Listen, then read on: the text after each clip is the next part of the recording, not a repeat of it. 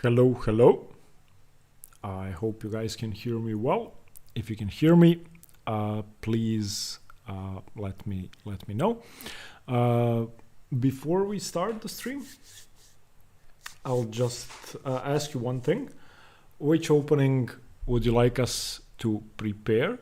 Would you like to prepare a specific opening, or would you like to let me choose? And what I had in mind here, good evening, Reg Dog.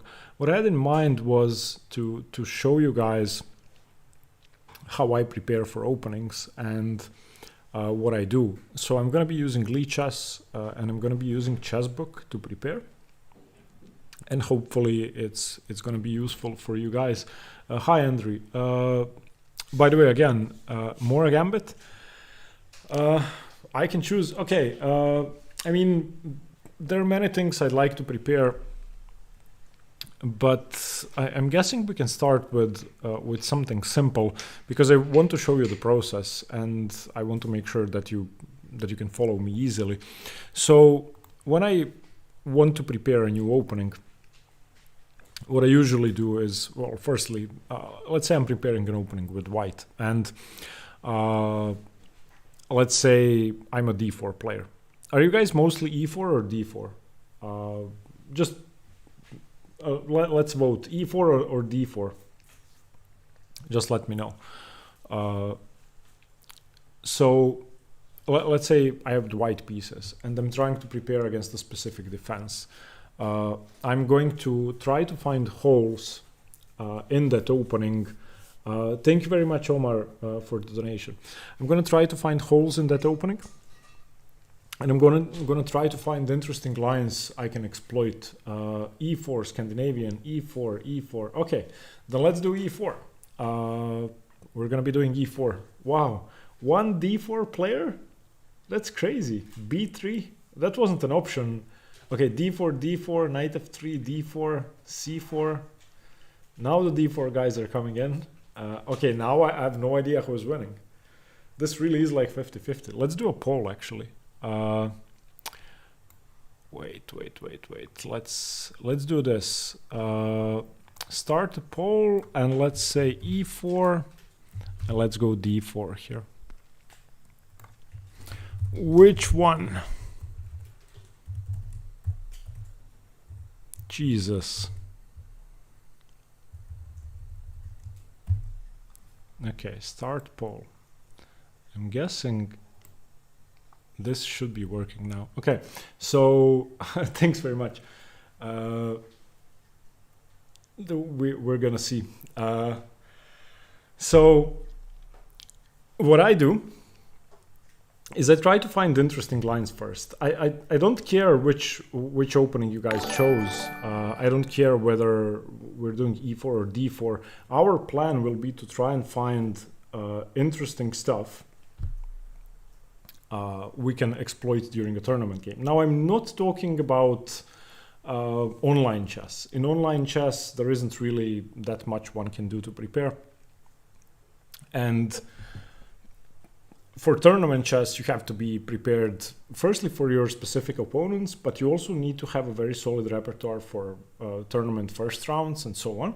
So if you don't know the pairings, which usually happens in round one, or if it's a double round day, then you need to have a solid repertoire. So we're going to try to do that.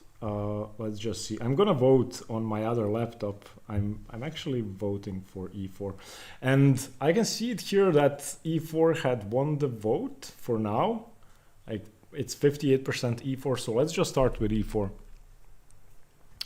Okay, so I'm going to choose the defense. And of course, as an E4 player, you can prepare against many things. But let's say we prepare against the Sicilian. Okay, that's probably the most common reply. Now, this is where you get to choose. And I'm going to tell you what I know about the Sicilian. Since I've been playing it with white and black, I have some experience with both colors. So the first thing white can choose is whether to go knight f3, knight c3, or do something else like f4 or something weird like b3 or c4 or d3. So knight f3 is of course all the main lines, and if we want to go into the main lines, then we go knight f3. I personally prefer knight c3. So what we're going to do, we're going to be looking at knight c3 lines. Now, for those of you who play the Sicilian, I don't know what you do against knight c3. For those of you who play white against the Sicilian, maybe you'll get some new ideas. So stay away from the open is my rule. Well, I like the open Sicilian, but I also like knight c3. So what I do, I choose like the opening I'm going to play. So let's say I want to go knight c3, I want to go into the closed lines. And then I'll try to prepare against anything black can do. So what we can do, we can turn on the Lichess book here. I don't know if you guys can see that. I can actually adjust my camera a bit. I can make this a bit smaller, okay, like this. And we are going to import every option into Lichess first. You can see that I'm doing this in Lichess study. And after this, we're going to be using Chessbook to practice this. If you guys want to visit Chessbook, there's a link in the description. So we have knight c6 as the most common move, and I always sort them as like from the most common to the least common move. Then we have d6, then we have e6, we have a6, we have g6, we have, that's pretty much it. Everything else seems too rare to be a move. And then I'm going to create a separate chapter for each one. So now let's do a new chapter, and let's say to knight c6. Okay, now let's start with that. I always keep things organized in my studies so that I can follow everything easily. So now we're looking at e4, c5, knight c3, knight c6. Now for white or for black, for whichever color I'm playing, I choose one move, and then I'm going to look at all the branches for my opponent. But for me, I'm going to try to limit my repertoire, and I'm going to try to make studying my repertoire easy. So I know a lot about the closed Sicilian, so I basically know what I want to do. I normally play bishop b5 here, but let's say I didn't know what was going on here. So then I would check the lines. If g3 is the most common move, I would want to look at a game where white won. So let's say we look at Mamedyarov, Wang Yue, and let's just go through the game pretty quickly to get an idea. Okay, so white's idea behind g3 is to go f4, fianchetto the bishop, develop the knight behind the pawn. That makes sense. Then castle short, black is going to be attacking on the queen side. Okay, also makes sense. Let's see what else. Okay, here. Okay, and then white plays f5. Okay, so that's how I would get an idea of what g3 is about. And I would do that for every move. But let's say for now that we stick to bishop b5, which is what I prefer playing. Then I'm going to go through all the options for black again. So there's knight d4. There's g6. There is e6. There is d6. Okay. And knight a5. But knight a5 is kind of strange. Let's look at that first. So now let's go through the options. So knight a5 was the idea behind knight a5. The idea is basically for white not to be able to take the knight, but I'm guessing there is no threat except for maybe a6, b5 later on, chasing the bishop all the way down. So as white, I'd like to develop my pieces and castle and go rook e1 so that I can drop the bishop back to f1. So let's say knight f3. Yeah, a6 happens and bishop has to go to e2. Okay, b5 happens. Is my knight in trouble? People play d4 striking through the center, although you can also go castles. I like d4. cd4, knight d4. Okay, now this knight on a5, is this really a threat? I'm not really a big fan of this. By the way, if you guys have any questions at any point, I'm going to be looking at the chat at my other screen, so go ahead and ask. Feel free to ask. Just added the chat to the screen. If you have any questions, go ahead and ask. I'm actually gonna put it right over here in the Lichess chat box. Okay, so that's knight a5. Let's look at d6. That's the second most common. Now, again, I know a lot about the closed Sicilian. Well, A Knight Twist chess book is not completely free. The basic version is free, but you don't get to import as many moves as you'd like. So you get unlimited moves if you subscribe, and you can subscribe for $5 a month. So yeah, it's $5 a month if you want unlimited stuff. Okay, against d6 we're gonna take. Again, I like to limit my repertoire as much as I can. bc is forced, and now we can go d3 or f4. I like to play these positions aggressively, so I'm gonna choose f4 for now. Okay, g6, knight f6. Knight f6 looks kind of risky. Let's look at that first. Can we go e5? Well, at this point I'm gonna turn on the engine because I don't really understand this. So if I go e5, then knight d5, and my pawn is overextended. Okay, so we're gonna be deleting this. We're not playing that, we're just gonna go d3. Okay, and then against f4 people play g6 as well, and this seems like a strange Grand Prix where there are doubled c-pawns. I'm guessing just knight f3, bishop g7, and either d3 or castles. We're now transposing to some Grand Prix line. Okay, this seems okay. This seems okay to me. I like our choices for now. So if bishop b5, knight d4 is the main move. We'll look at that last. Okay, let me try and answer some questions. Is the Grand Prix attack too risky for classical games? Definitely no. How do we know the reason behind every chess book move? You don't. You have to figure it out. You have to look at the board until you understand it. Like, I didn't really know the move knight a5, but you heard me say, okay, what does knight a5 do? Well, I'm guessing it's to make sure white doesn't take the knight and then a6, b5, and that's exactly what happened. So if you see a move you don't understand, just try to, you know, figure it out. How do you keep your book neat with so many different lines in each branch? I'm going to show you that. I'm going to be adding different chapters and dividing the study into more chapters as we go along. So the first thing I will do, in the intro chapter, I'm going to select all the major chapters I'm going to have. So we're going to have 5 major chapters, and each of these is going to have sub-chapters connected to it to make it cleaner. So now we're doing knight c6 to decide on the sub-chapters. Probably knight c6 is going to have 5 sub-chapters. So we can expect probably 25 sub-chapters in total. Just curious, as a Caro-Kann player, what would you do against it as white that is annoying for black? I would play the Van der Wiel attack with bishop g2 instead of bishop b5. What do you think is the theoretical status of the fried liver? The fried liver is a bad opening. It's just a bad opening.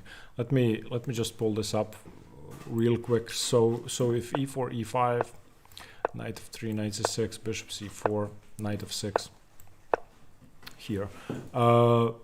This isn't the fried liver yet. This is called the knight attack, and black plays d5, and after e d5 black is supposed to play knight a5, although b5 and knight d4 are also playable. Knight takes is just a bad move. Knight takes is just bad, and this is the fried liver. So this is the fried liver if knight f7, but d4 is actually better than knight f7. So the fried liver occurs if both sides make a mistake. Knight f7 is not the most precise move. Neither is, of course, knight takes d5, which is a dreadful blunder. After knight d5, white is much better, and d4 is long-term the best move. So the fried liver occurs if black makes a mistake and then white responds with a mistake. So the fried liver is just, hope you don't get into the fried liver, because it will mean that you'll have made a mistake. Is the Pirc good? It depends on who you ask. I don't like it. If you play any opening, it's good to study the antis of it. Yeah, sure. I rewatched your Averbach versus KID and you were really excited about it. I think the semi-Averbach is better because it gives better attacking chances. That's, you know, that's my opinion. I do plan to stream on Twitch, and I have had a couple of streams, but I have never been regular because I don't really have time. I don't plan to make streaming like a full-time thing because I don't want to commit.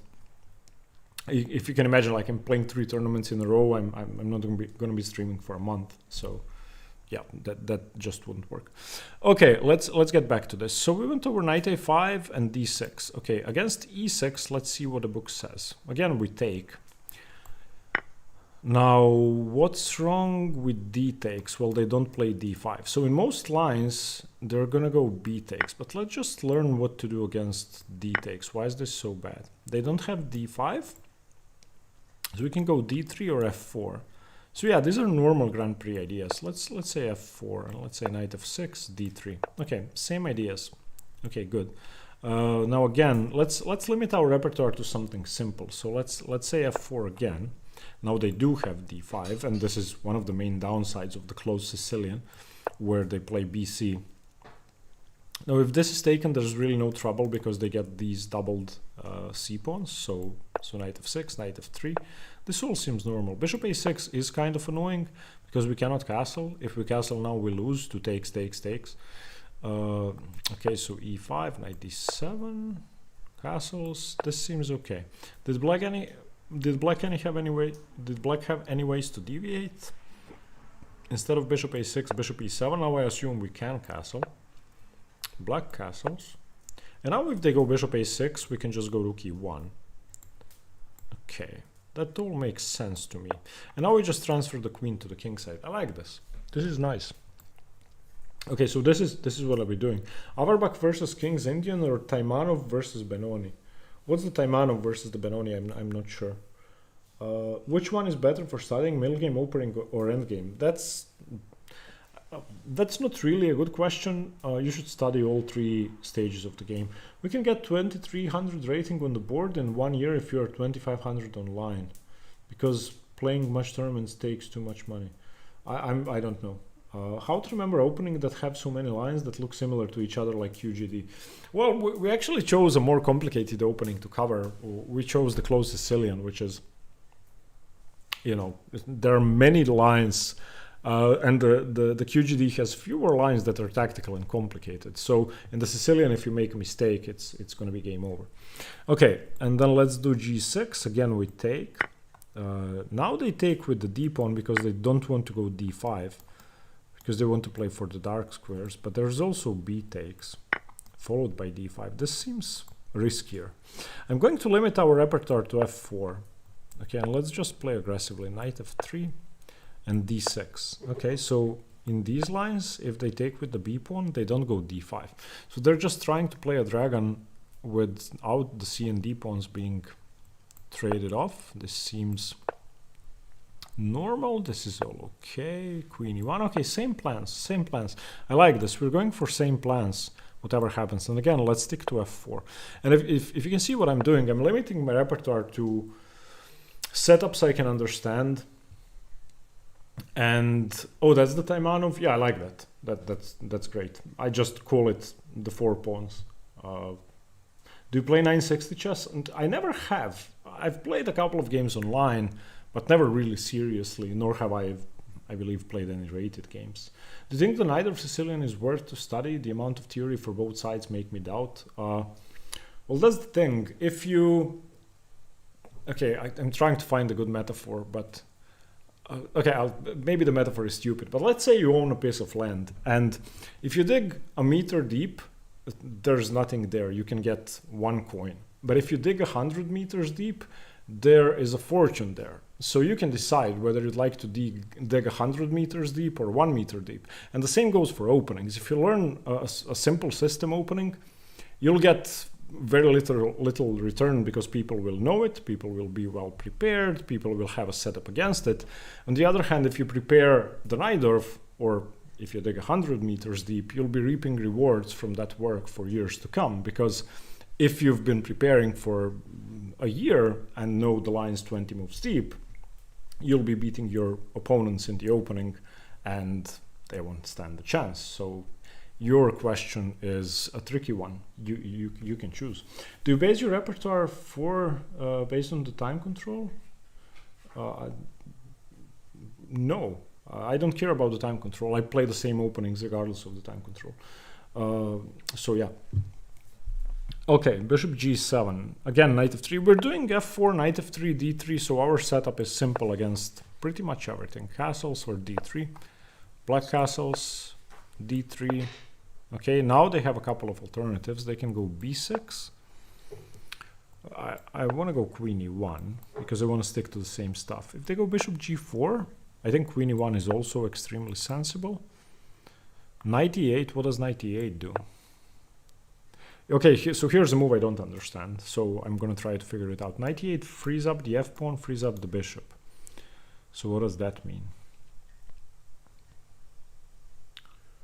I don't know. I'm not sure black wants to go f5. That seems stupid because of e5 closing down the bishop. So I'm guessing there's something along the diagonal. So let's say I develop my bishop and they go b6 saving the pawn and I go queen e1. What's the point? I cannot move my knight. Why would I want to move my knight? Oh, the knight goes to c7. Why is the knight coming to c7? This is interesting. So knight e8, the knight is coming to c7. Let's say we continue attacking. And they do go f6 or f5. What's the best move? Knight b5. Okay, so this is one of the ideas. This is interesting. Knight f6. Knight f6 to e8 to c7 to b5 to challenge this knight. So why don't we go a4, preventing that, preventing knight b5, and then the knight comes to e6. Okay, I mean, I like a4. I'm actually going to keep a4 against this line. So this is, I actually found something interesting I didn't know. So in this line, which is the standard line in the closed Sicilian where they go g6, there's a line with knight e8. And one of the ideas is knight c7, knight b5. So that's pretty interesting. Which Sicilian variation is the best one for you? The Prince Sicilian, f3 Sicilian. Do you ever study from Chessable? Sometimes. Is the Thai variation good against the Caro-Kann? Yes, it's excellent. You can't play b3 to stop c4? I don't understand the question. How much have you found players in tournaments prepping against each other in your rating range? I'm planning to start OTB soon. Well, they prepare a lot. I mean, I'm probably an extreme example, and I'm going to be preparing for everybody regardless of their rating, strength, age, whatever. If I can find their games, I'm going to look at all of their games if I have enough time. But I have faced people, and I have some friends who just don't prepare at all. So can we find your studies on Lichess? No, they are all private, except for this one, which I made public, but, you know, stands to be seen, remains to be seen how useful it's going to be. Okay, so this is an interesting idea. Let's remember this idea with knight e8. Okay, and then finally, we have knight d4, which is the main line. We go bishop c4. I'm not even going to spend time here. e6 is the main line, and then there's g6 and a6. Okay, a6 to play b5. Against this, I go a4, because we want to prevent b5, and then e6. Okay, against g6, there's knight f3, or knight g2. I play knight f3. And then bishop to g7. Okay. And then we take on d4, c takes d4. This is a line Hui Fan played against, I don't remember who, but it went queen f3. Wait, where's the Hui Fan game? Here, Hui Fan Shirov. This is the game. This is the game, and she went queen f3. I remember studying this game 3 years ago, and it went like this, and I was thinking about playing d3 here, and I couldn't figure out whether I should go c3 or d3. I remember that when I was studying this game. So this is an interesting line. So basically, you don't go knight e2 here. If you go knight e2, then there's knight f6, and you cannot take the pawn. I mean, you can, but after knight e4, you lose the e4 pawn. So we don't do that. We don't go knight e2. We go queen f3. And now if the knight is taken, queen f7. Okay. So not dc3. Instead, we're going to be looking at knight h6 and e6 and knight f6. Okay. Against knight f6, if we go e5, the knight doesn't move because now the pawn isn't hanging, but dc3. And wait, we go dc3? Why? What if we take the knight? Then cd2. Okay, so we don't take the knight. Instead we go dc3 and the knight cannot be saved. Okay, yeah, sorry, the knight cannot move. There's queen f7, mate. Okay, this is interesting. Okay, so they go queen c7, let's say, then we take on f6 and bishop takes f6. Okay, and then we have to move the bishop back. I mean, I'm not sure about this line. It seems kind of equal, but okay. Which time control do you prefer? I like classical chess. Prince is basically Maroczy bind. Yeah, definitely. It's knight c3 anti-Sicilians. So you guys voted 200 times. Let's see, 63% of you voted e4, so I just chose to prepare against the Sicilian. Okay, so that was g6. Let's briefly look at e6. Now this is, I can play knight f3, and they go knight f6 and you castle. And there's a really interesting trap here. So d5 seems like the most natural move in this position, but it actually loses. I don't know if you guys know this trick. I remember studying it 2 years ago. If they go d5, you just win because you play ed5, and after ed5 you sack the knight d5. And when they take, you have this knight takes d4, c takes d4, and queen h5. And the knight is double attacked. So the only way to save the knight and to prevent mate is to defend the knight. The only way to defend the knight is bishop e6. And once bishop e6 is played, then rook e1 is the killer move. And the bishop is hanging because the f pawn is pinned, so the bishop has to be defended. The only way to defend the bishop is, I don't know, knight c7. Let's say knight c7 or queen e7. And then you just keep taking stuff, and that's how you win. Again, the pawn is pinned, so after bishop e7, this is just completely crushing for white. So that happens if they go d5. So, and I actually never got to play that in a game, but if you do play knight c3, this is a trap you can dream about entering as white, because black's main idea in these positions is to play d5. So, you know, some people might blunder that.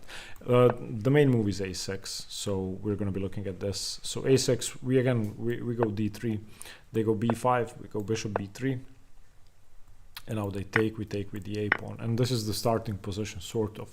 After bishop b7, you still don't really have a choice. e5 is the move, but now there are a couple of options for black. There's knight d5, and after knight d5, I've actually taken once in a game, and I've never faced b4, but I'm guessing knight a4 is good. So okay, this is sort of where we should end this. So this is knight c6.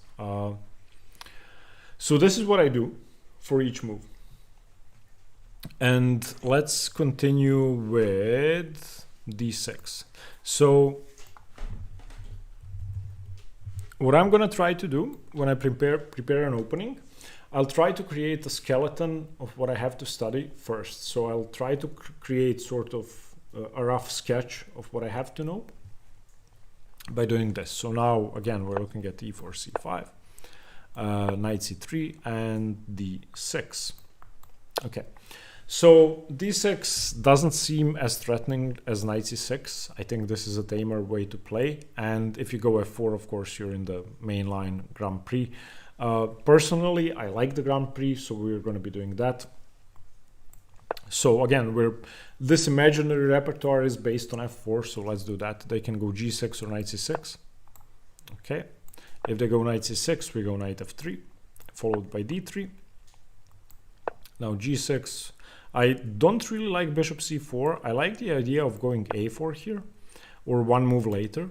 I don't like bishop c4 because everybody plays it. And I'm going to actually show you one part of my prep. I noticed you don't put the blunder lines for black in the notation. I have put one blunder line, like d5 is now in the notation. But I don't do the marks because when I'm preparing, I don't want to see, oh, this is a blunder. I want to still have to think about what I'm looking at, and I want to try to figure it out. So I don't have like the question marks and the exclamation marks and stuff. This is what I like. I like the move bishop e2. Now, this may seem strange, but let's remember what the Dutch defense is. So this is the Dutch in reverse. This is the classical Dutch. Once white plays d3,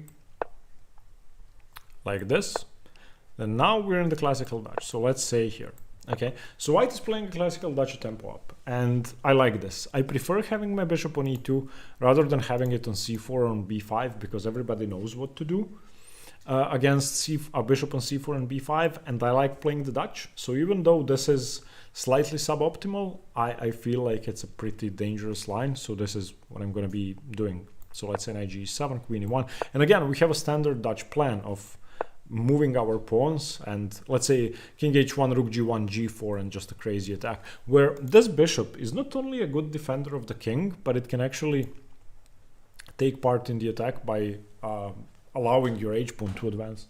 Sorry, just looking for my water. Okay, so we're gonna do that against knight c6.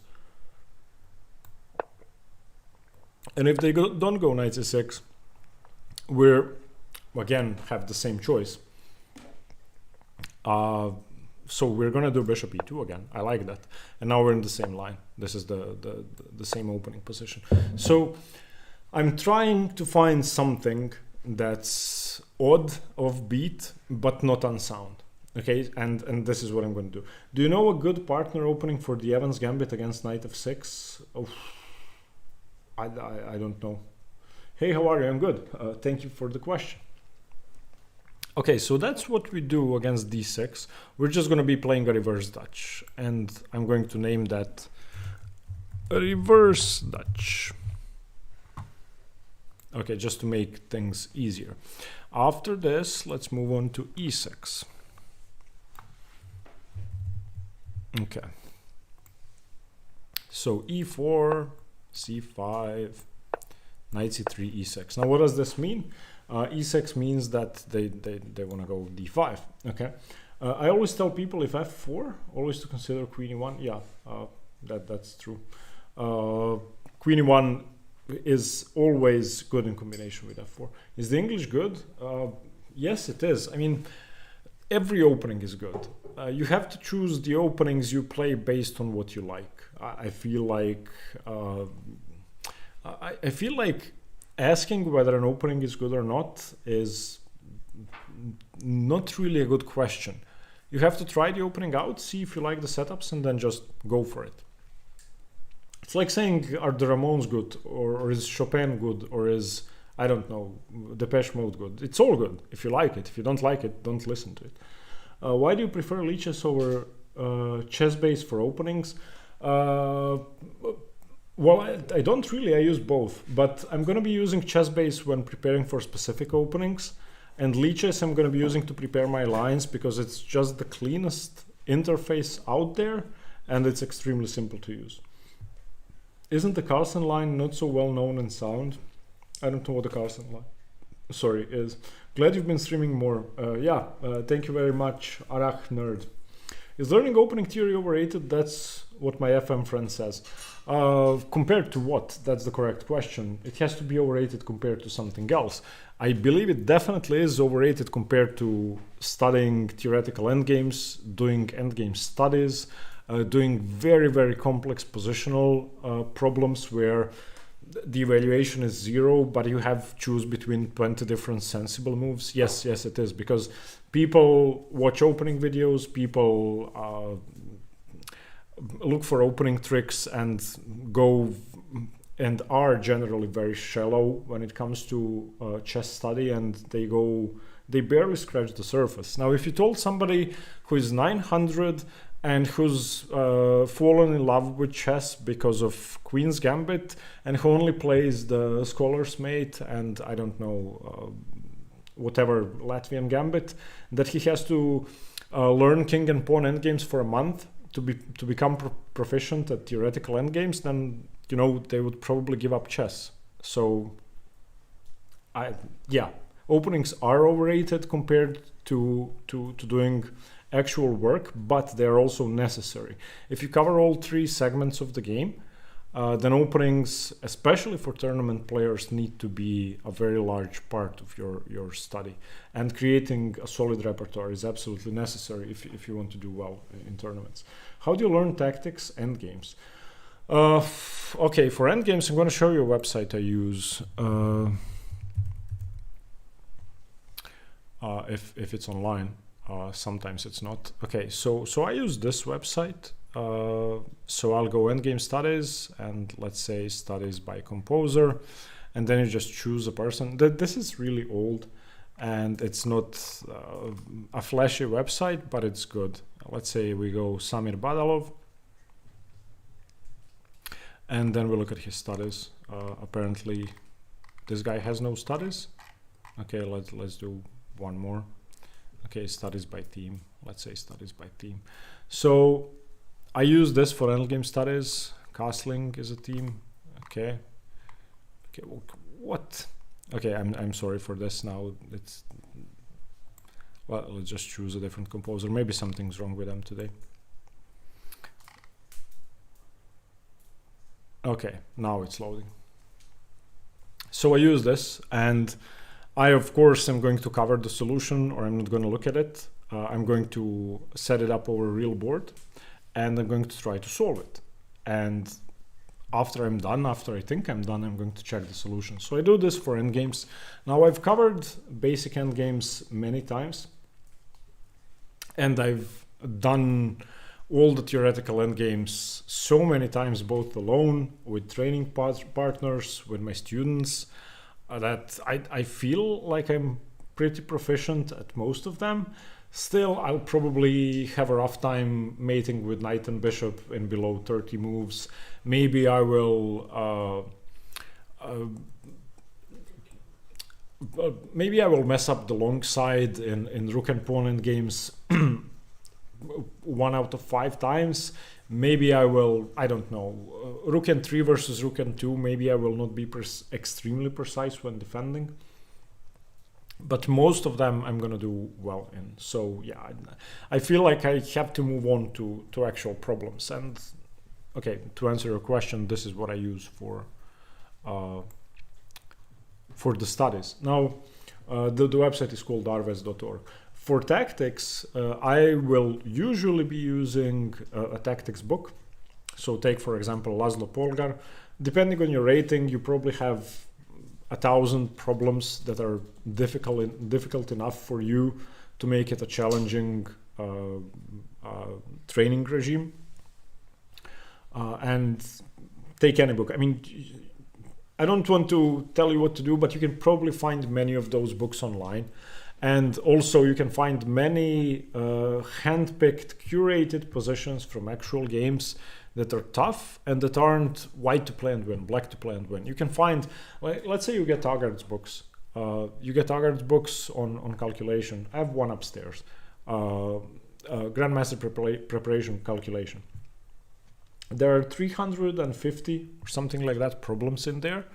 Some of them have taken me hours to solve. Some of them I solved in seconds, but most of them are extremely difficult, and most of them aren't very simple positions you will find online.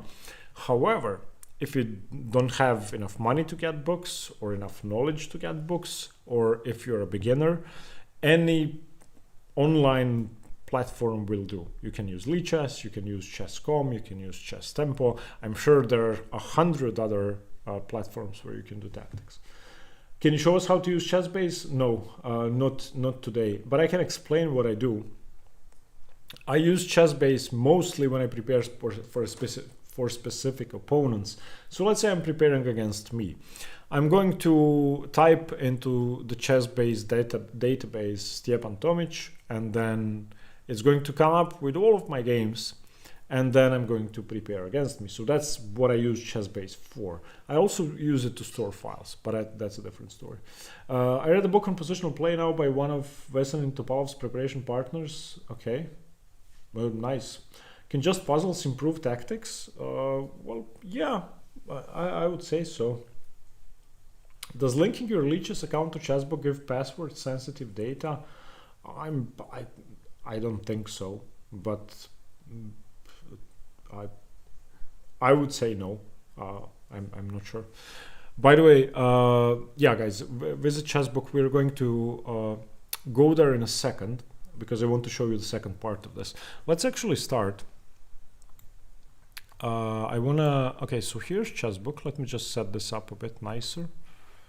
so you can see everything. Let me show you what I mean. So we're going to be downloading this study. Let's just see how far we got so far.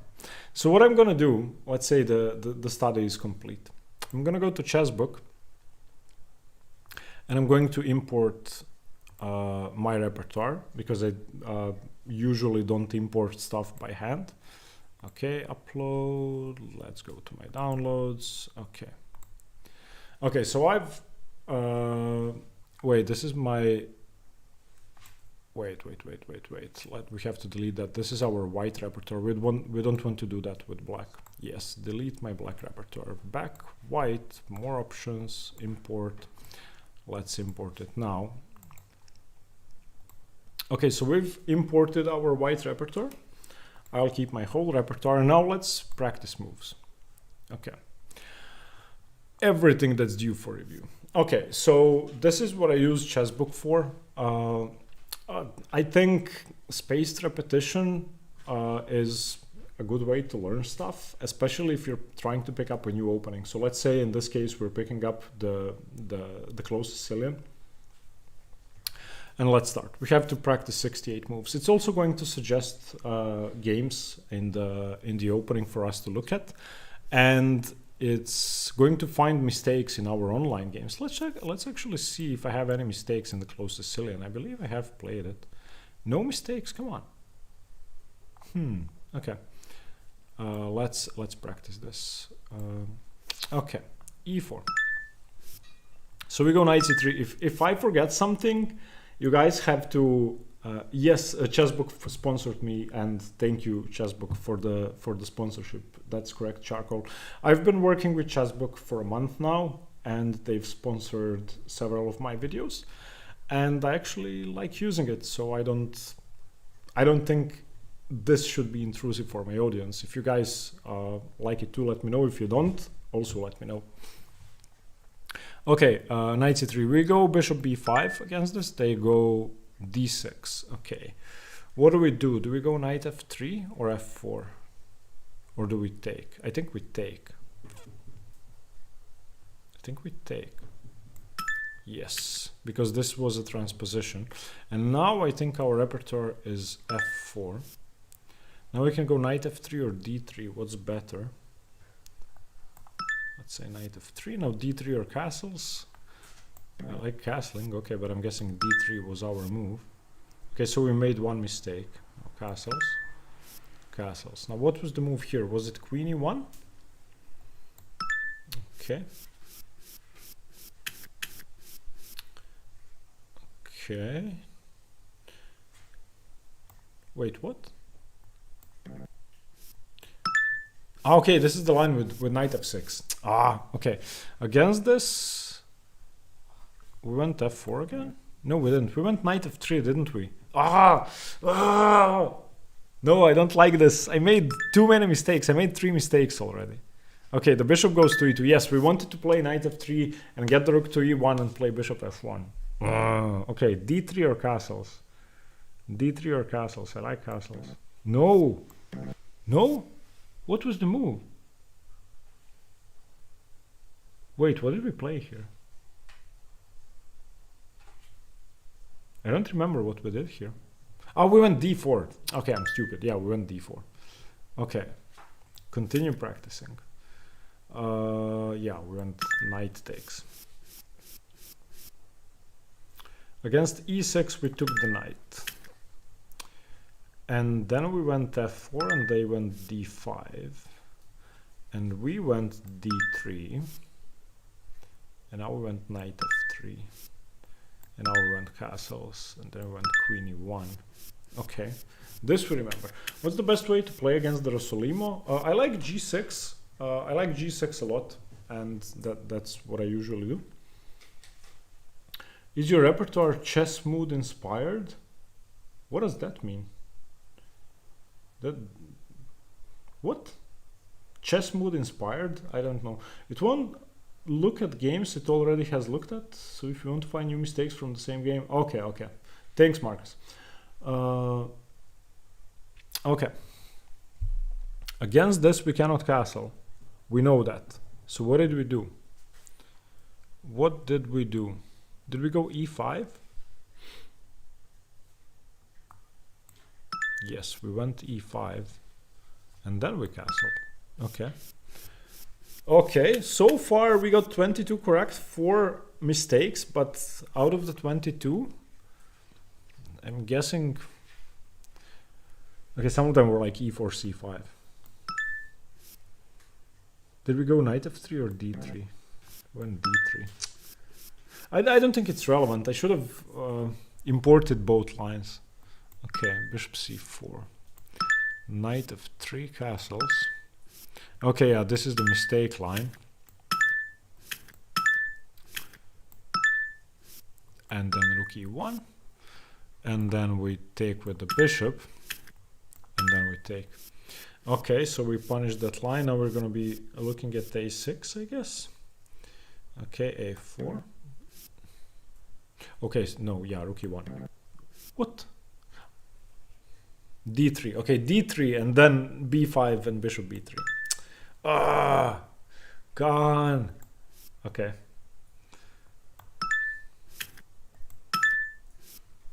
Rook e1 or e5? e5. Knight a4. Okay. So we're doing okay. Maybe some highlights on tactics, like how much per day? That's a really tough question. That's a tough question. So when I prepare for tournaments, let me just move this chat box away, sorry. When I prepare for tournaments, I'm gonna be doing tactics for 3 or 4 hours a day minimum. Sometimes I'll do more than 10 hours. But if I'm lazy and I don't have a tournament coming up, I may focus on other stuff other than tactics. This is a really interesting poll. 66% of you guys chose e4 over d4. That's really interesting. How did you do opening training before chessbook? Sometimes I would use Chessable, but mostly I wouldn't use anything. I wouldn't have anything to quiz me. I'm being honest when I say that I actually like using this, and it's an improvement in my learning process. I haven't had something this useful and this easy to use since I started, so I actually like it and use it. Cristiano Ronaldo, born on February 5th in Madeira, Portugal, is widely regarded as one of the greatest footballers of all time. This is an excellent piece of information. Do you like use Chessable? I like it. I don't use it that much. Is everyone of these tactics practice OTB? I don't understand. Whoa, more than 10 hours is impressive. Yeah. I remember before I played the finals of the Croatian Cup in 2018 or 19. I don't remember which year. I did 8 hours of tactical training every day for 30 days. And it was the greatest tournament I ever played. I had 2 wins in a row, one against the 2350 FIDE Master, and the day after that I won against the 2100. I only played 3 games that tournament. One of them I lost, but I had a winning position.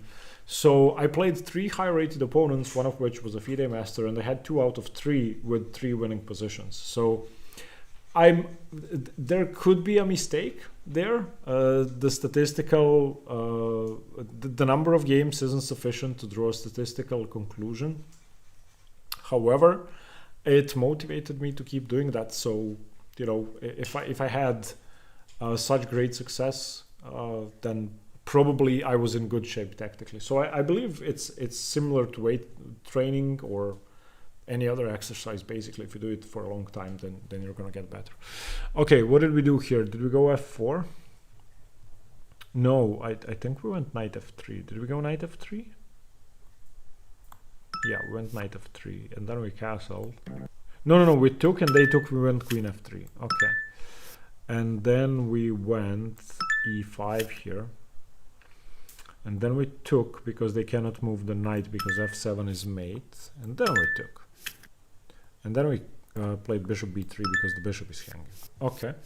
So 46, correct, 7 mistakes. We go a4 against this, definitely. What do we do here? Do we take the knight? We take the knight. F4. Knight, D3 or castles? I'm not sure I'm gonna castle. D3, let's go queen E1. Okay, so we're doing pretty fine. 53 and 7 mistakes. Have you ever used chess tempo? Yes, I use it almost every day. I like tactics on chess tempo. I also like to use chess tempo to prepare for games. So if you Google a player's name, there'll be a list of their games on chess tempo, and you can use that to easily browse their games. When I'm at a tournament and it's a double round day, so let's say my game finishes at 2 and the next round is at 3, then I'm going to sit for a cup of coffee, take my phone and go, let's say Stjepan Tomic chess, and go to their chess tempo profile and look at their games there. So yeah, I use chess tempo. When you practice tactics, do you do them all over the board or some online? I prefer doing them over the board, but yeah, I do them online as well, especially when I'm traveling and I'm on my phone and so on. What do you recommend against c4 for black? Depends on what you play against other things. If you like the Slav / the semi-Slav or the Caro-Kann, then go c6. But if you want my opinion on the objectively best reply, I'd say it's c5. Carlsen line, e4, c5, knight c3, d6, d4. What do you think about it? Let's have a look at it. So you said e4, c5, knight c3, d6. Let's do that here. d6, d4. Wait, where are we? d6, d4. This is the Carlsen line? Okay. Doesn't this just transpose to a normal open Sicilian, where they have a tempo and then you go bishop b5? Isn't this standard? I had no idea this was called the Carlsen line. But okay, I don't really think about this because I don't like to give up my bishop, and I don't like this idea of queen d4, knight c6. So I'm not going to be doing that. For a Grunfeld player, is it better to play the Anglo-Grunfeld or the symmetrical? I don't know, I'm not a Grunfeld player. Alien Gambit, I don't know what that is. What is that? Please give me the notation, I'm going to have a look at it. By the way, guys, we're going to be playing some games after we finish this. So if you guys want to challenge me for a game, I'm going to... Queen d2, what? Queen d2? I don't know that. If you guys want to challenge me for a game, you can do that. Again, visit Chessbook if you want to. There's a link in the description of the video. And let me know what you think. So this is what I do now. I will prepare my openings on Lichess. I will do it in much more detail than here, obviously. I'll have 100 chapters. I didn't want to do them now during the video. And then, yeah, I will import the study into Chessbook and then practice my moves that way. Okay, I'm going to switch over to Lichess. Let me just enable challenges. I didn't want to have them enabled now because we would have been disturbed. Okay, guys, if you want to play me on Lichess, you can challenge me now. My profile is HPY. We can play some chess. And also, if you have some questions, you can let me know. Let me just see if this is okay. Let's see what the screen looks like now. Let's put the camera over here and let's put the chat over here. Okay, no challenges. Okay, Elna Bogordo. Good luck, Elna Bogordo. Yeah, I just played the Caro-Kann automatically. Good luck. Yeah, guys, if you want to challenge me, go ahead. I'm going to be accepting challenges. Okay, I already have 3, so I'm going to be doing them one by one in order as best I can. I want to be fair. I don't care about your rating. I don't care about anything. I'll just be accepting challenges from everybody. What time control? I don't care. This is a strange line. But okay, let's see. What time control is this? Just don't do anything longer than 5-0. Actually, let's stick to time controls up to 3+2. Let's not do anything longer than that. Yeah, I don't want to do a simul. Okay, a normal advanced caro can. I actually like this position for black already. There is no b4, the pawn is about to fall, and the e pawn is under pressure. That means big D in Spanish. That's quite funny. Okay, yeah, sure. Let's take the pawn on c5. Big D. Hi Stepan. Hi Joao. My Portuguese is not good. I have no knowledge of the Portuguese language, but I like it. And I'm not sure if this is Joao or Joao. Is it closer to J or J? He wants me to waste the tempo. I'm not gonna waste the tempo. 3 or 5 minutes. Yeah, as I said, just let's do 3+2, or we can even do bullet. We can do 2+1. We can just let's keep it short so that many people get to play. I already have 14 challenges. I guess I have to develop my bishop now, and I'm gonna go h6, throw that in to save this guy. I also could have taken, but I don't want to weaken my a7 pawn. If I take, then takes, and rook a7. Okay, pressure here. Let's just save my bishop. Do I want it on g6 or on h7? I'm gonna put it on g6 now.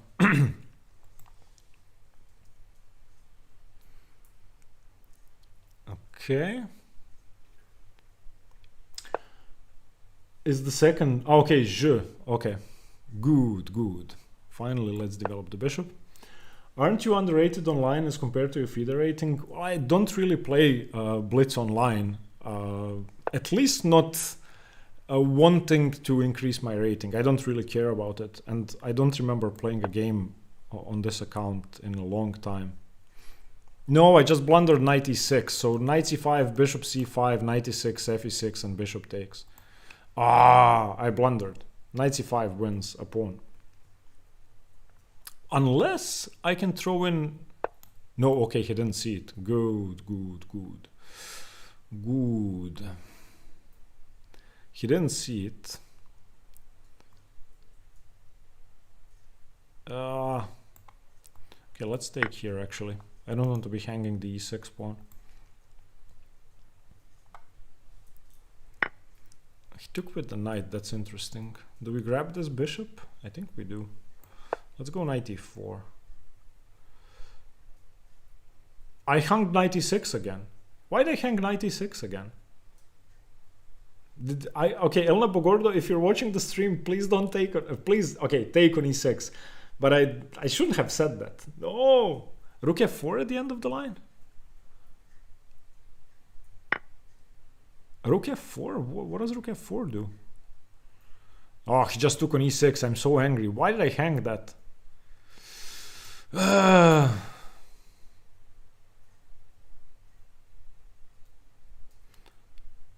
And I don't... Wait, do I have h5?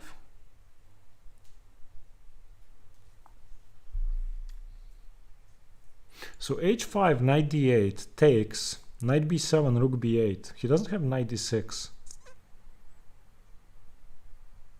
h5, knight d8. h5, knight d8, hg4, knight b7, rook b8, knight d6, knight d6, e d6. And I take the bishop. Okay, I think I can get away with h5.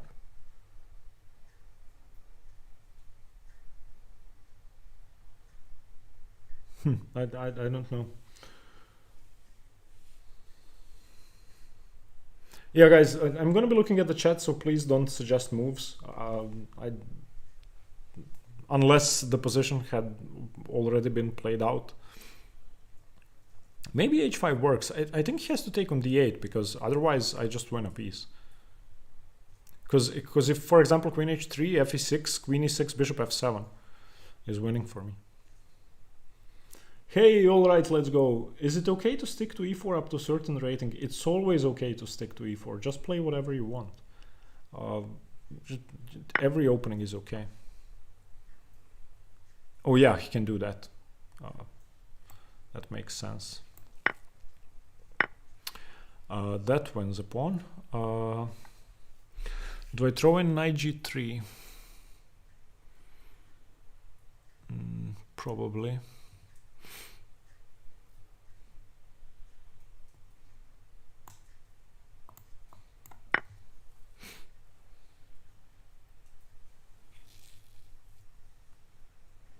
Yeah, my position isn't good, but at least he has 20 seconds on the clock. I missed 96 and then I allowed it again. Should we close the stream tab? Yeah, please, that would be fair. I mean, I'm gonna be talking about the position, so just, you know, don't listen to what I'm saying, because it's not fun if you do. I'm completely losing, by the way, but we're gonna keep fighting.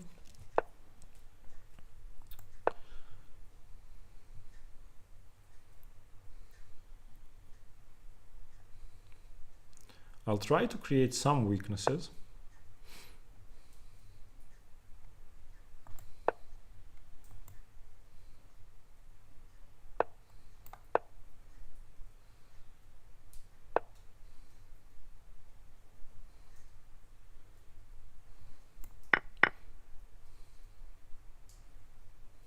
How do I save my pawn? I don't think I can save my pawn.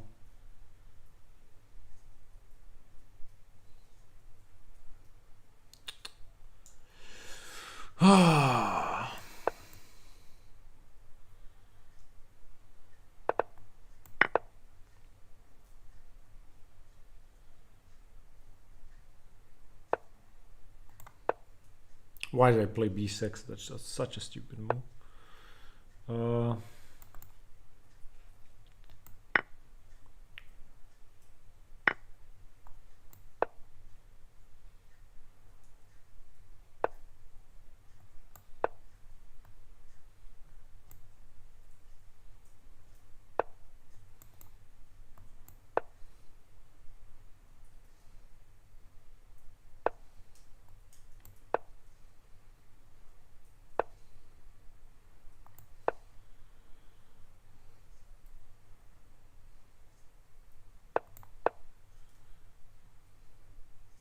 We're gonna try to swindle him.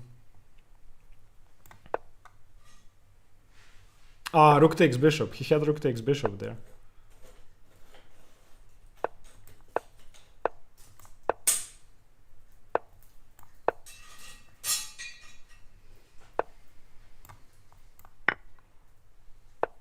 Oh no, what? Ah, the idiot. Okay, I'm resigning. Good game. Let's do the next one. Good game. But yeah, if you're playing me, don't look at the chat. What do you think about classical Slav version? I like the semi-Slav. Okay, if you're not gonna be making a move, I'll just move on to the next one.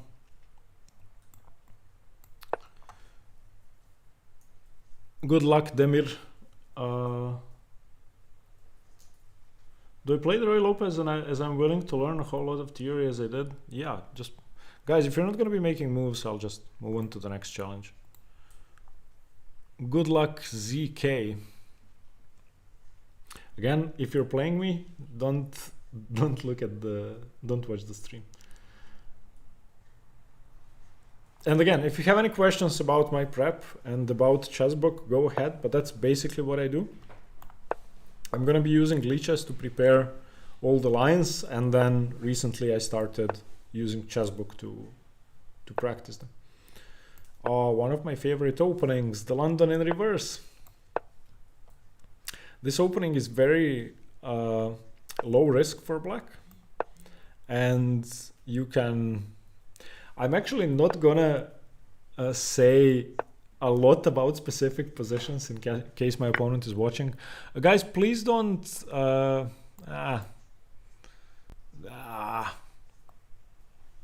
They're both okay. I'm gonna take with the c pawn. Please don't do 5 minutes. I'm not going to be accepting 5-minute challenges anymore. This is just going to take too long. What do you play as white? I play e4, d4, and c4. What tournament are you preparing for, and when is it? I'm preparing for the Sesvete Open. It starts in 5-6 days.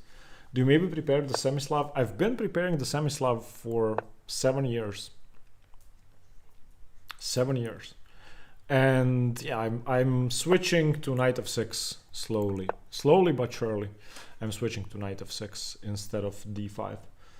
All of your repertoire pretty, please. What? No, I actually didn't use my repertoire for this stream. I don't want to show you my actual prep. Why play chess if you play London setup? It's okay.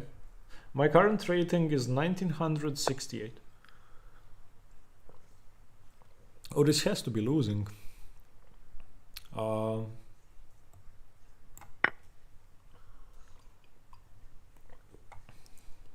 mean, this prevents e4, doesn't it? Didn't I just win a pawn?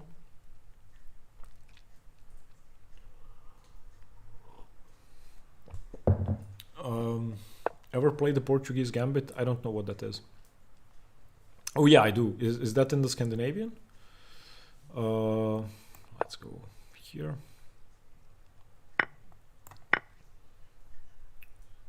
And then let's take on d4. This is pretty well known as a blundering sequence.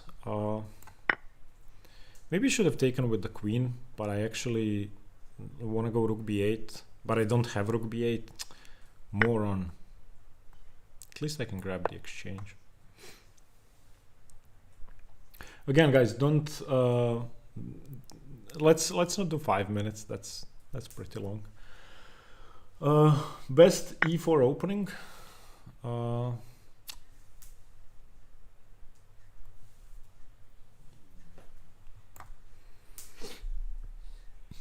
Best e4. If you mean a defense, then definitely the Caro-Kann.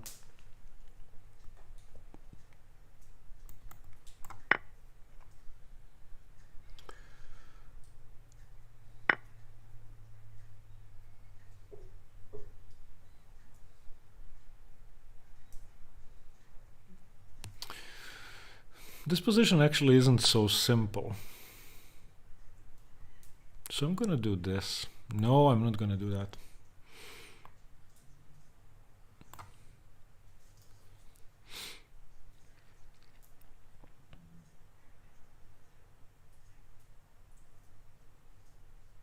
Yeah, okay. Let's just give up the a pawn. I don't want to compromise. I just want to go rook c2.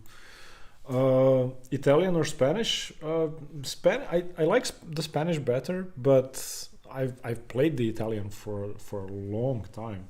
Yeah, knight of 6. No, I used to play the normal Scandinavian with queen takes. And I don't think that's called the Portuguese Gambit. Isn't that the Portuguese variation? Like best e4, e5 opening? Best e4, e5 opening? Probably the Spanish. I mean, it's objectively the best opening. I don't know. It's just, it's sound. It's very strategically complex.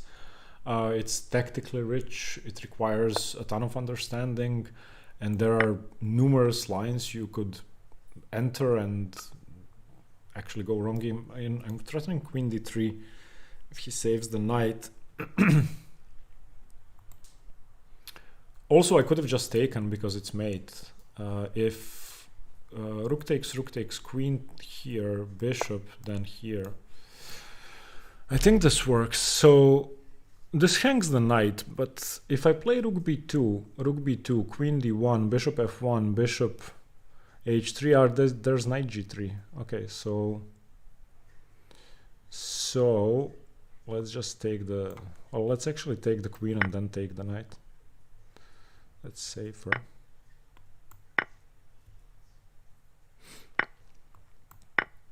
Okay, now we're up a rook. This should be okay. Any tips on properly learning Caro-Kann? I would suggest that you take games by people who play the Caro-Kann. Not to promote my other videos here, but I've covered games by several very important Caro-Kann players, such as Karpov and Botvinnik and Firuza, who's been playing it recently. Look at games by very strong players, and you'll get a very good idea of what the Caro-Kann is about. I think that's a good start. And you'll also get a feel for what the opening, what the middle games are like and what the end games are like. And after that, try to limit your repertoire to something sensible. Try to choose one line against everything white can play. Try to learn it. Try to do what I did here. Just try to limit your repertoire. How should I learn the Sicilian at 1200 level? Because my opponents play it and I don't know how to approach it. Well, you can copy what we did today. Just choose one move. For example, choose knight c3 instead of knight f3 and study everything black can do against you line by line until you get it all right. Okay, let's do the next one. 3 + 0, that's fine. Good luck, Azalep. Or Aza. I still don't know how to get these lines next to my name. Estonia, good luck to you. I'm doing the same thing again because when I play Blitz online, I don't really care about what's going on. I'm playing it for fun, so I'm playing whatever I wish to play. At the moment, actually, I can actually take and go knight a6, block the pawn. The black is already equal or better here. Let's keep the position imbalanced.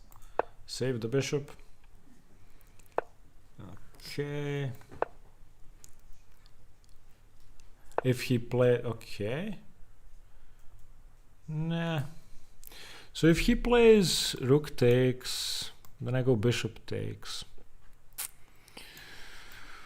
Okay, I'm gonna trade this. I'm not sure, but I'm gonna trade. Takes, here, here. Let's castle. I don't think I'm hanging knight e6 because I can take with the bishop. If knight takes, bishop takes, rook takes, pawn takes, rook takes, that's also okay. I have a slightly better position now. The queens are off. Endgames are better for me. I can work down the e-file, and that seems okay. Eduardo, thank you very much for the donation. What's the best way to overcome a bad phase in chess? Greetings from Brazil. Well, greetings to Brazil. I'm not a good person to answer that question because I keep having bad phases a lot. And what I do is I wait a bit before playing again. I find that helps. I just want to take the pawn on d3, and if he plays d4, I'm going to go knight d3 anyway and try and put pressure on this one. Or maybe knight e6. I think you should find something that works for you. I find it very useful to relax and do something different when I have a bad phase in chess. But again, I'm not very good at that, so I'm not the right person to answer. So let's see. Knight d3 has to go rook d1. Is my knight trapped? It seems trapped. So I'm going to play a more active move. His main goal should be b4, b5.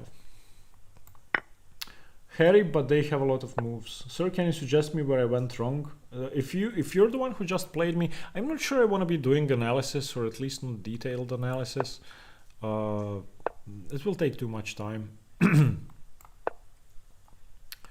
Oh, I love my position. He doesn't have b5 and everything is secure, so we can start putting pressure on his position, although where? I believe I want to break with f4, so I'm gonna go g5, f4 and double my rooks down the f-file, although I have to be slightly careful about knight takes because my a pawn is pinned if I play rook f7. So if rook f7, b5, c takes, knight takes, bishop takes is okay. I'm not hanging anything, so I can go rook f7. Again, if you're listening to the stream, don't challenge me, or if you challenge me, just turn off the stream. Your vids helped me a lot. Thank you very much, Unlucky. Feingold just twitched a little because of you playing f5. Why is f5 bad? What are you talking about? f5 is a good move. I want to go g5, f4. Where else do you see a pawn break? Am I just gonna wait? So now I cannot go h6 because he goes h5. So here's a little positional understanding. You go g6 to prevent h5, then you go h6, g5. And then you break the position down. You can trade the knight and open up the f file for me. Thank you very much. Okay, now we're coming in. Now we have a game. I'm gonna put my bishop on f3, and then I'm gonna put my rooks on the h file, and then I'm going to checkmate him. That's my plan. Unless I run out of time. Feingold strongly hates playing the f pawn. Why? I know he hates playing f6.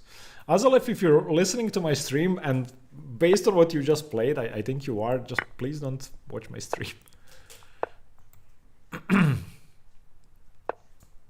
Okay. Oh, this is going to be very interesting.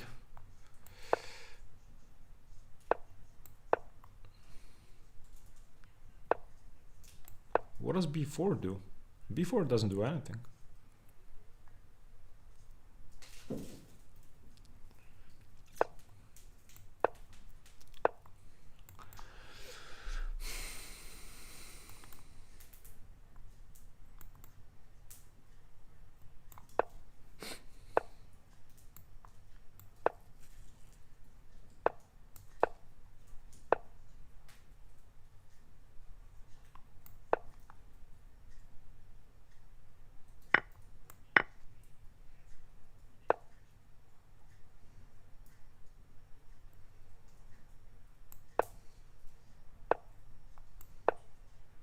Sorry, I have 20 seconds on the clock, so I'm gonna try to be quiet and not mess this up.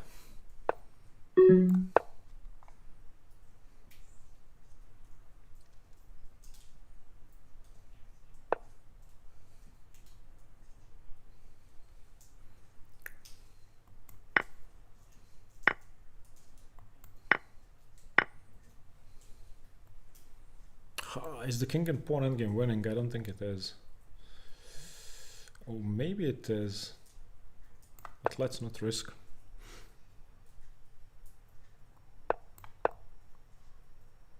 I should have played rook h6. Idiot.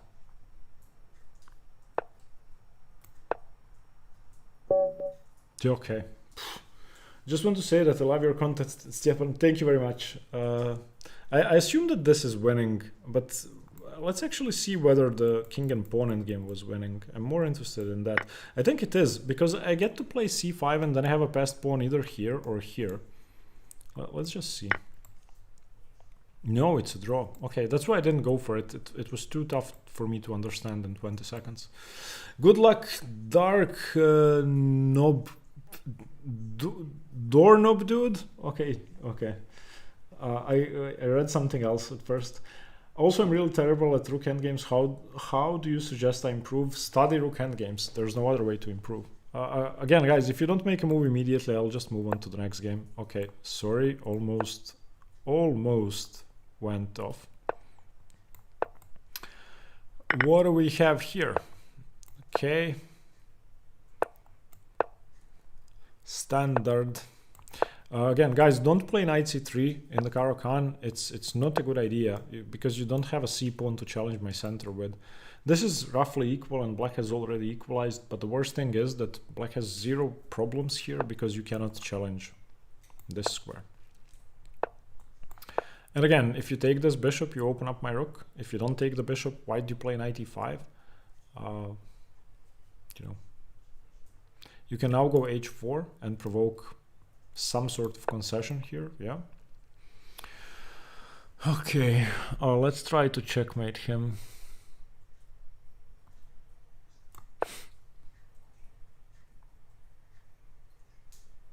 Try to use the fact that d4 has not been played yet.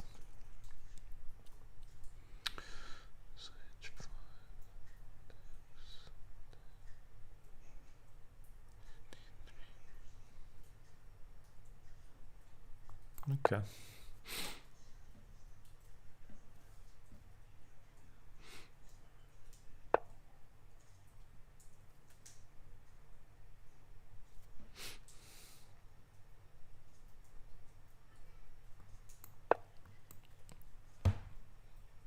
Let's make it interesting.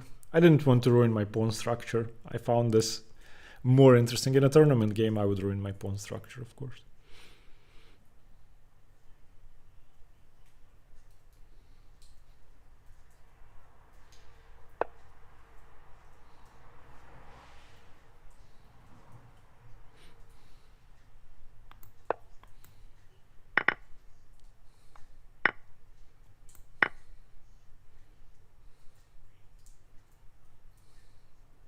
This is interesting. Suspicious. Yeah, it is suspicious, but it's fun. Sorry for spamming the question, but you missed it every time. Andrei, please ask again. How many games are you going to play today? I don't know, until I get bored, or until you guys get bored. We'll just play until we feel like playing, until we don't feel like playing anymore. Okay, this is a good move. This is a good move. I didn't see that.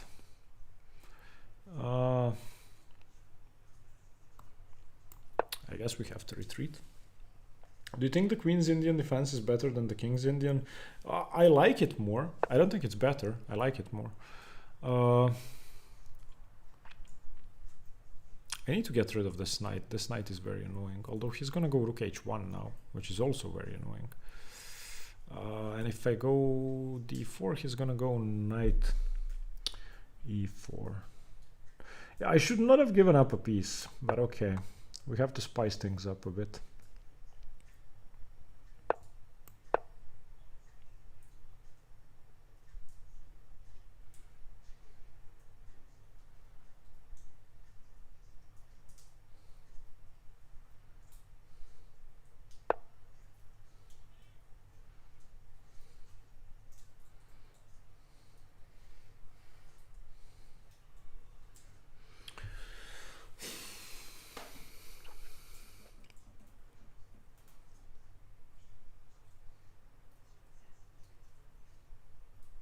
I'm completely busted.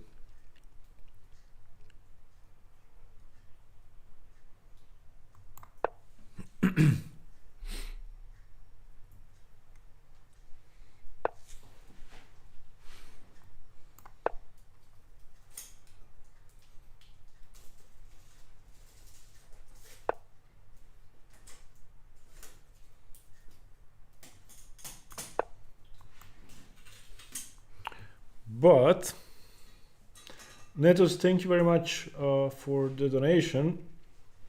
Your content has been very helpful in my chess progression. Thank you. Yeah, thank you very much. I'm glad you appreciate the content. Thank you very much. Now we're threatening f4. Now it's not that simple for him. We're getting some compensation for the ridiculous blunder sacrifice. Oh, he gave that up. Let's actually go bishop takes and then go f4 anyway.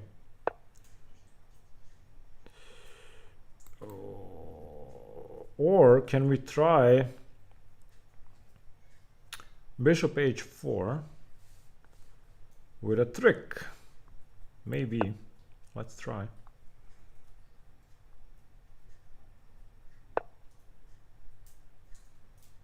He wants to go queen e6.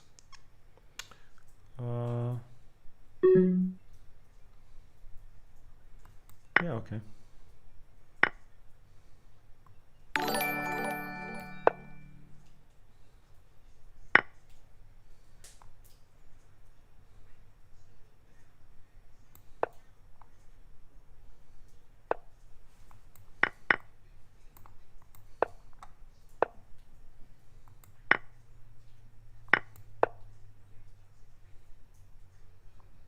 I got my piece back. The king and pawn endgame is probably losing. Oh, my flag fell. No, just when I got my piece back. A good game, doorknob dude. Let's see. Something's wrong with my connection. Tony Soprano says small fee for chess book. Yeah, true. What's wrong with my connection? Okay. 3+1. Let's go e4 in this one. Good luck, Falcon Beard. How many openings should I prepare for a tournament? Just one with each color against everything. So if you If you play e4, have something prepared against each line black can do.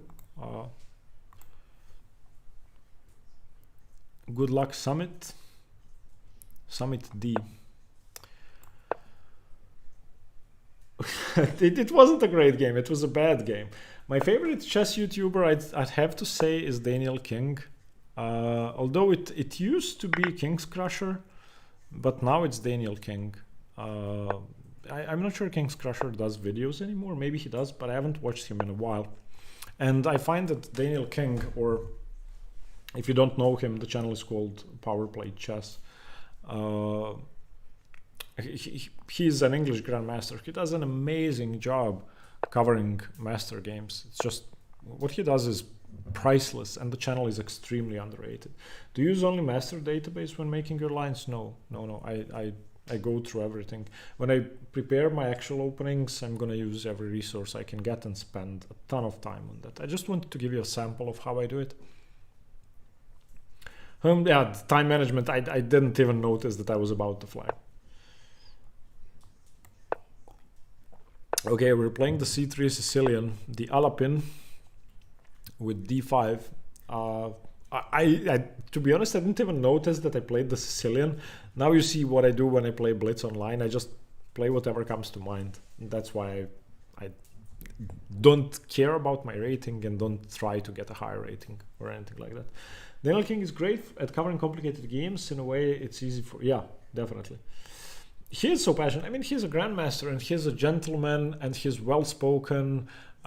He's incredibly nice. I mean, if I had to meet one grandmaster, he would probably be at the top of that list. Is c4 a move here?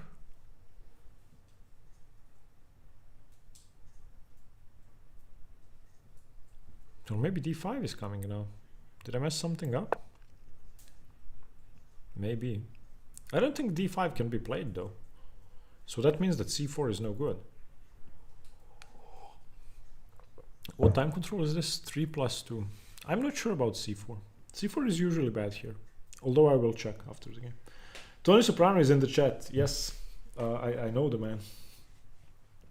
I always find my opening files get messy with transpositions. Yes, they do, but that's why you need to go over them a million times until you get comfortable with them. And I find when I actually play the openings I've been preparing in a game, then my understanding improves, and so does and the navigating and going through all of those files becomes much easier. By the way, guys, I'm not home, so if my connection's bad, yeah, I'm sorry about that. What is this? Does this work? Bishop takes, queen takes, knight takes here. So bishop e2, knight d7, bishop d1, knight f6, check.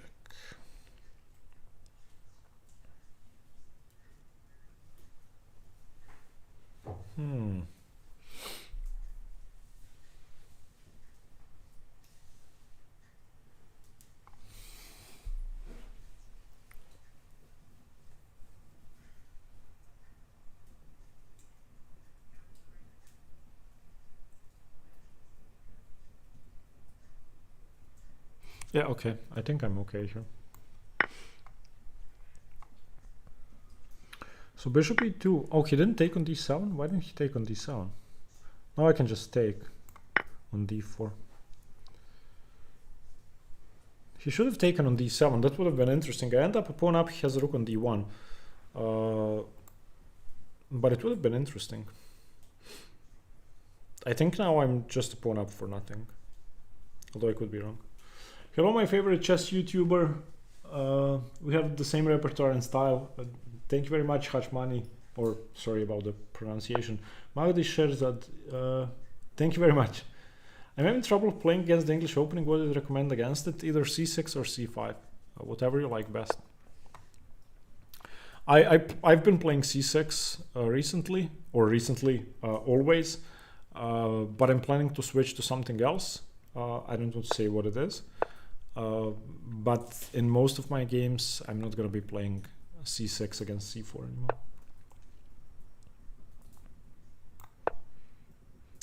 Okay, we're up a pawn and we have a knight on d4. The world is beautiful, life is beautiful, everything's great. Our position is great. We're gonna get a rook to d8, although maybe this was the wrong rook. I'm not sure.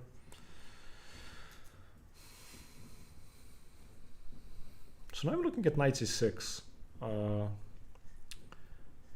playing for tricks, but then there's knight b5, so maybe I go a6 first. Okay, now this just loses a piece.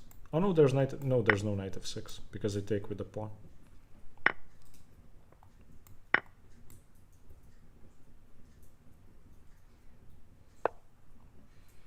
All right, let's not lose the queen. Okay, queen c7. How long do you train per day? As much as I can, depends on whether I'm preparing for a tournament or not. Usually when I'm preparing, then I'll train a lot and work on my opening repertoire and work on my tactics.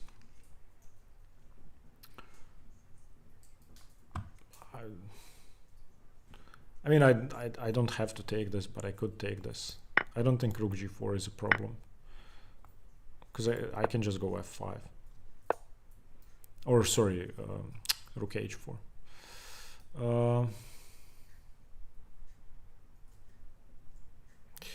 Do I trade my queen for two rooks? Let's just go f5. I just want to block that queen. I don't feel like we should be risking anything. The queen wants to come to h5. All right. I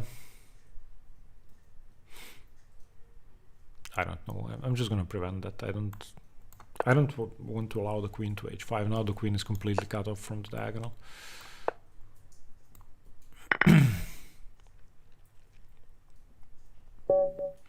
Okay, next one. I played the classical variation of the Slav every classical game, but I want to switch to the semi-Slav. Just play it, learn it and play it. I hate d4, guys. I hate to play positional games and how to improve.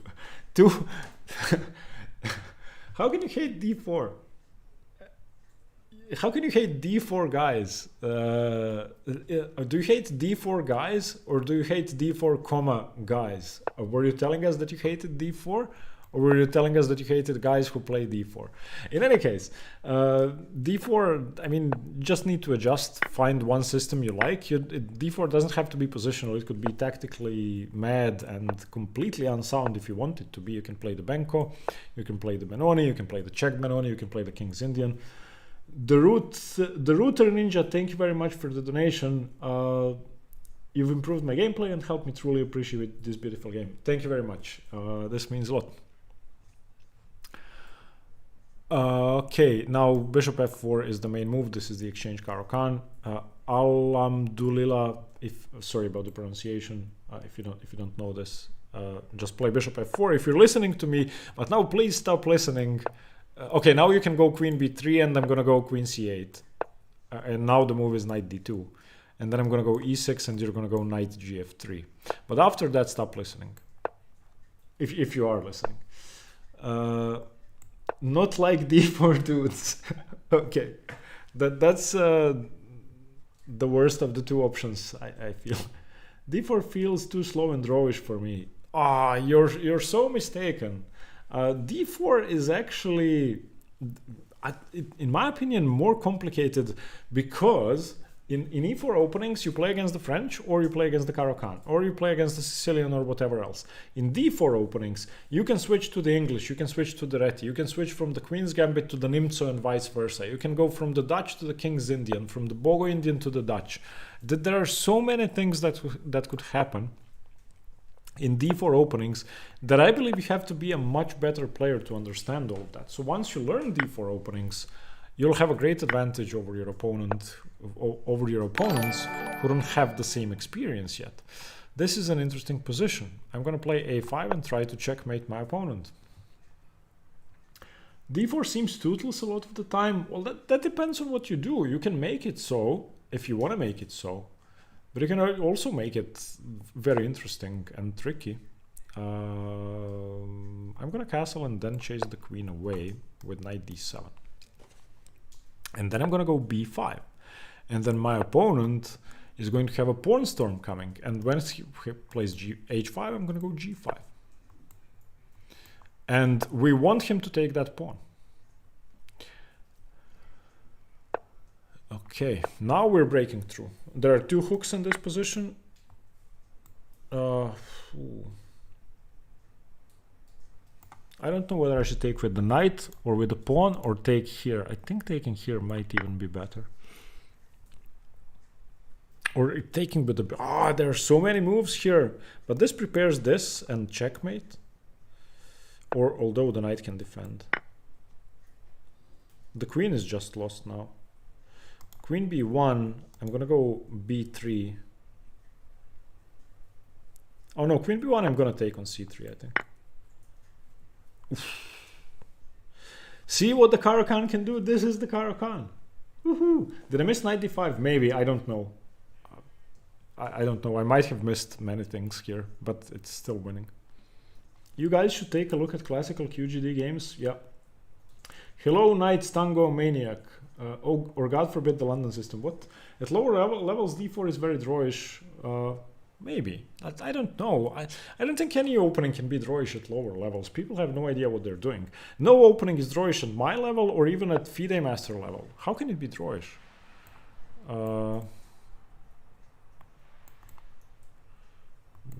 I don't know. This is probably good enough. Maybe there was something better. Maybe I had some forced mating sequence, but I didn't see it.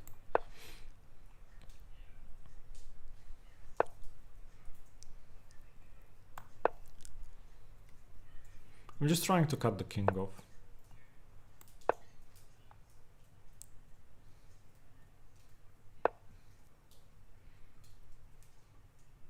How do I get more pieces into play? I need something on a light square.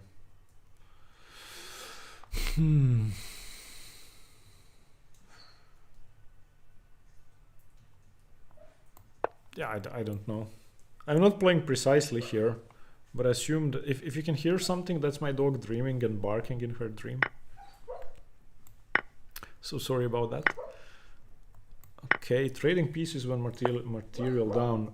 It's great. Hi sir, why are you discriminating against 1c4? What? What does that mean? I'm not. Of course I'm not. I like 1c4. 1c4 is a great opening. I'm actually planning to play it myself. What am I doing? Why am I not concentrating? I want to get rid of this knight. This knight is holding his position together. e4 is very comfortable to play. d4, c4 allow more playing styles. Yeah. QGD declined, trade everything and then do a Botez Gambit. I don't know. What is the Botez Gambit, by the way? I'm not too familiar with online chess culture. Believe it or not, that may sound strange, but I have no idea what that is. Is that the thing where you switch your king and queen? London is not especially drawish, but you get the same thing over and over again. Yeah, that's true. What do I do against this? I'm gonna defend. And then if b4, then queen a4 should be the end of the game. I'm a very decent Caro-Kann player, but I have problems to win if my opponent wants to draw. How can I improve on that? I'm struggling with that myself, but I'm guessing you can improve that by looking at some aggressive players playing the Caro-Kann. I would suggest, Mio, that you look at Alireza's games, how he... okay, this was a good move. No, I should not have done this. My rook is hanging. But I have queen a4. Maybe I shouldn't have done this. I may have just blundered. Although I do have rook e8. Or queen a4. But my rook is not defended. This is very scary all of a sudden. Yeah. Now I don't have queen a4. Okay. I'm forced to defend.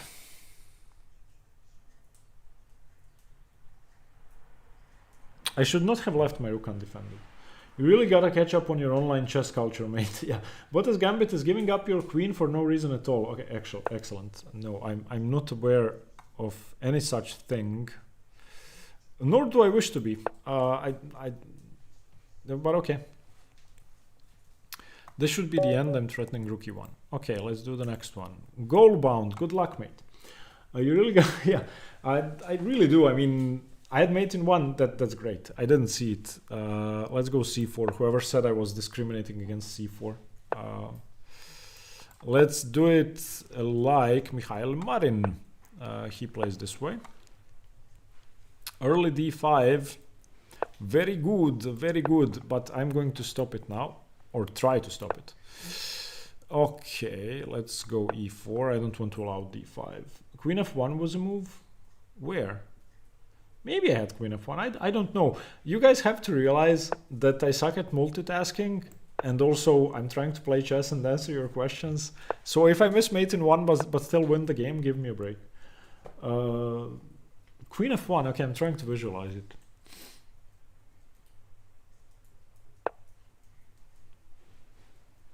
I don't know at which point. When did I have queen f1? e4 gives white e4 d5, so you really have to be well prepared. Well, you have to be well prepared against everything, but what I said, e4, just give me a second. Lucia, îl можешь дать чашу воды, moment? I just asked for a glass of water because I'm extremely thirsty. What did he do? Okay, we're playing the Botvinnik system while the bishop is on b4. I'm not sure if that's a good idea or not. Maybe I'd made a mistake already. I don't know what this does, but I assume I'm much better after this. What do I take with? Bishop? Yeah, bishop and then f4. Now I can play f4 without any consequences. Thank you.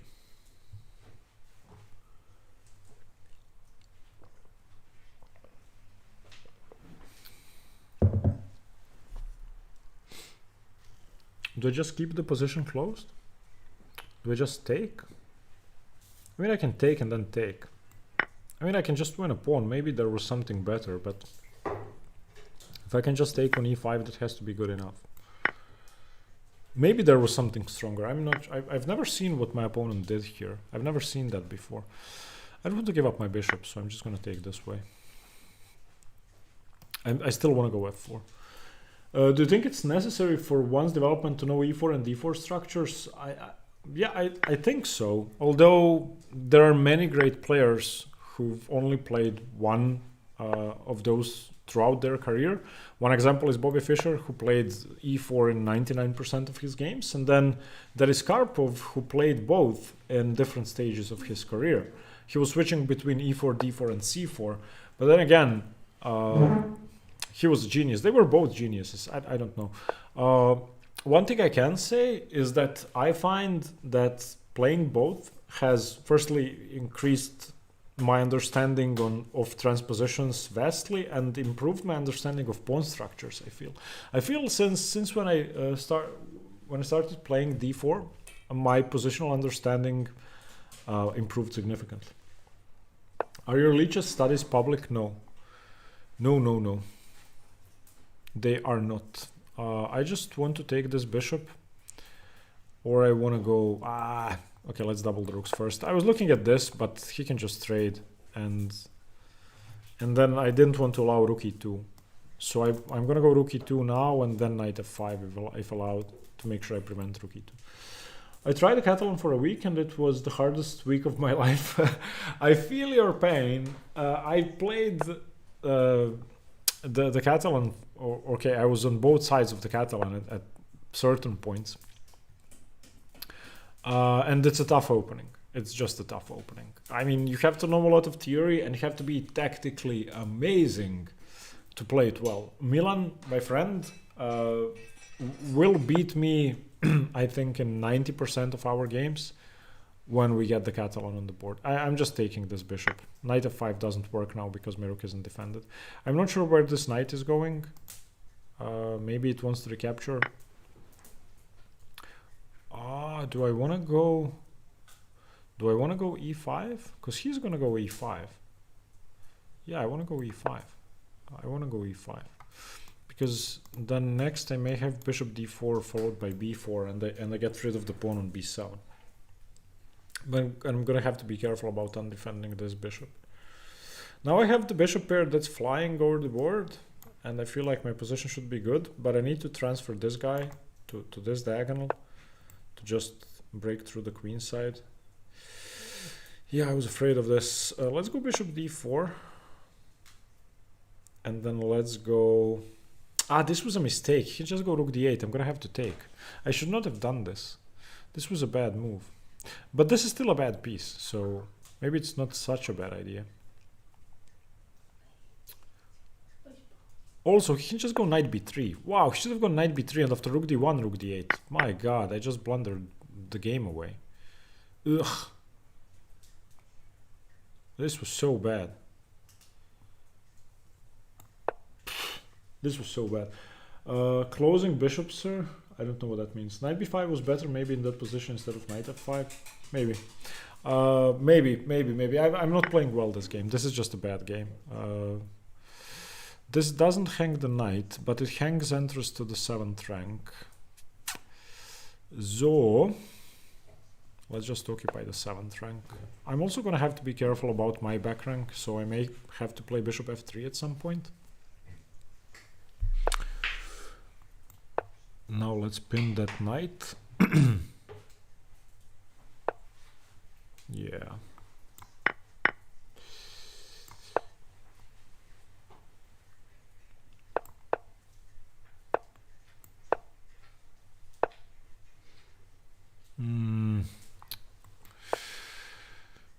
Okay. Pawn up isn't so bad.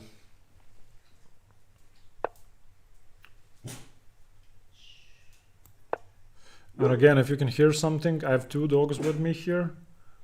And they both started barking now. Peggy, Kira, Mir. What does he want to do? I don't know. I'm just gonna take the pawn. Okay, and then I'm gonna start making a queen. The dogs heard something. Sorry about that.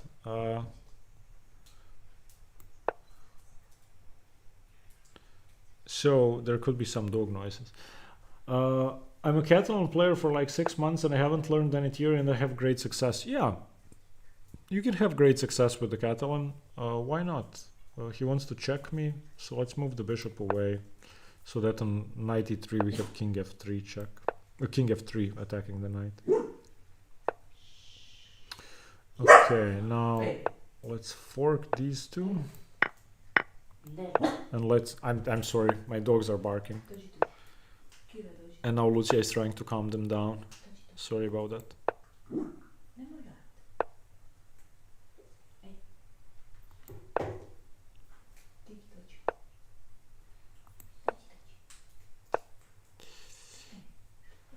Oh, did I just make a mistake? Okay, I'm gonna do this. I need to be... I'm sorry, I'm getting distracted by the dogs. Neme Lucia lopet, molim te. We need to cut the king off. Yeah, now we just queen. Sorry about that. 2 dogs in the house. Idea behind calling your channel hanging pawns? There's no idea. I wanted to come up with something that's a chess term, but I didn't want something that's been used before. So I wanted something with a double or triple meaning that's going to be memorable. So I chose that. I had some other ideas, and some of them had been taken since I've started my channel. I hate to play against d4, guys. I had to, again, yeah. My advice once again is to just do whatever you find most enjoyable. Don't fear any openings. If you want an aggressive game, you can make any opening aggressive. You can make e4 aggressive and d4 and c4 and knight f3 and b3. If you have black, there's always something to complicate the position with.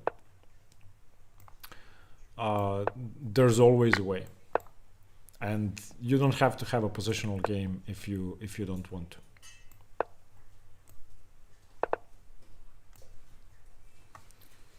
Okay. Long C, good luck.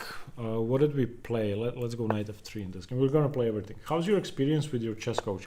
I don't have a chess coach currently, and I only had a chess coach briefly. And my experience was actually great. I worked with a Croatian international master called Ozren Biti. He was excellent, and I just cannot afford it now, so I don't have a coach anymore. And I also worked with Milan, and at some point I had a few lessons with my friend Mate, but just a few. Okay, for some reason I'm playing the King's Indian attack. I don't know why. I never play this. Also, what do I do here? Also, can I win a pawn? Maybe. I'll just take. No, I cannot win a pawn. But let's do this. I don't know if this is interesting or not. I have no idea what I'm doing. Okay. I'm guessing this is okay. I need to develop my pieces. Oh, did I just hang e4? Maybe. Did you hang the rook in the end? Maybe. Why do you play noobs? Play someone your level. I promised to just accept the challenges as they in order. I don't want to be unfair to people based on their rating. That would mean that if you're better, you get to play me more often, and I don't think that's fair. Neither is it nice to the other people.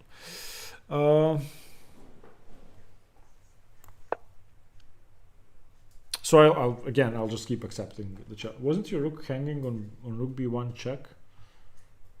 Maybe. Okay. Okay, I'm trying to prevent b5, so I'm gonna take en passant if b5. Do Croatians like crisps? Yeah, we call them chips. We like them. Is there a nation that doesn't like them? What kind of a question is that? It's like asking, do Croatians like chocolate or coffee? I think everybody likes crisps or chips. I'm completely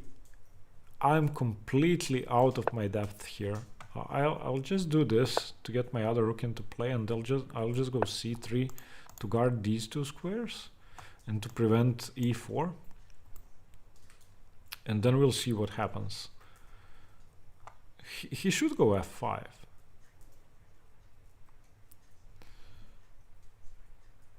I have no idea what I'm doing. Yeah, he did go f5. And somehow I need to get my pieces into play. Although I don't know how. Maybe I shouldn't have gone bishop d2.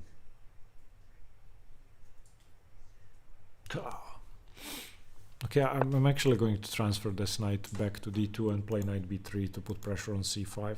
I need a plan of some sort. I also would like to go f4. The good thing is that he doesn't have f4 because the rook is hanging. I don't know. What's your flavor of what? My tournament was going great. I'm 19 and suddenly I was paired against an FM 1400? FIDE Master rated 1400? How is that even possible? Can you be a FIDE Master when you're rated so low?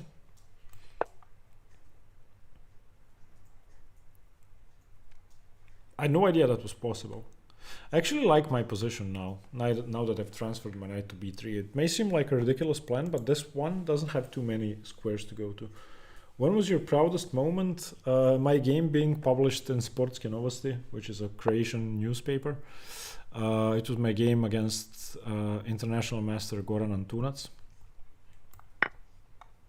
I'm just gonna take this pawn. Whether it's good or bad, I don't know, but I feel like it should be okay. And then tempo on the bishop.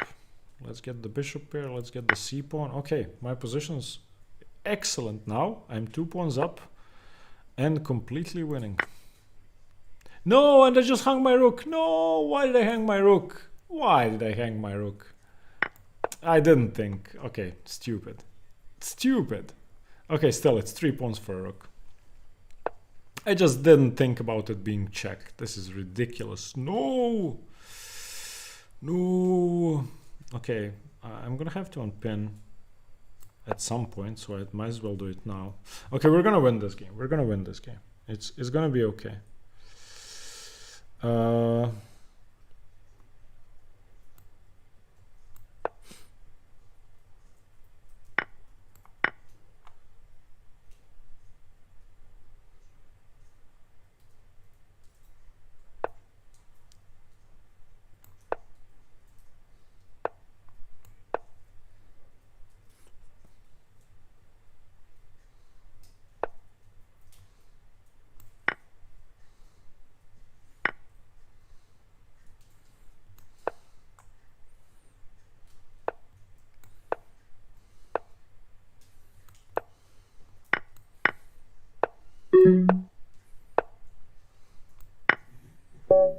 all right. Okay. Yeah, I just hung my rook. I didn't say that it was check. I was thinking that I would just take on a8, but that was stupid. Good luck, SG Hebrio. When was your proudest moment? I just answered that. Yeah, I beat Croatian IM in the first Croatian League. And then the game got published the next day. Okay.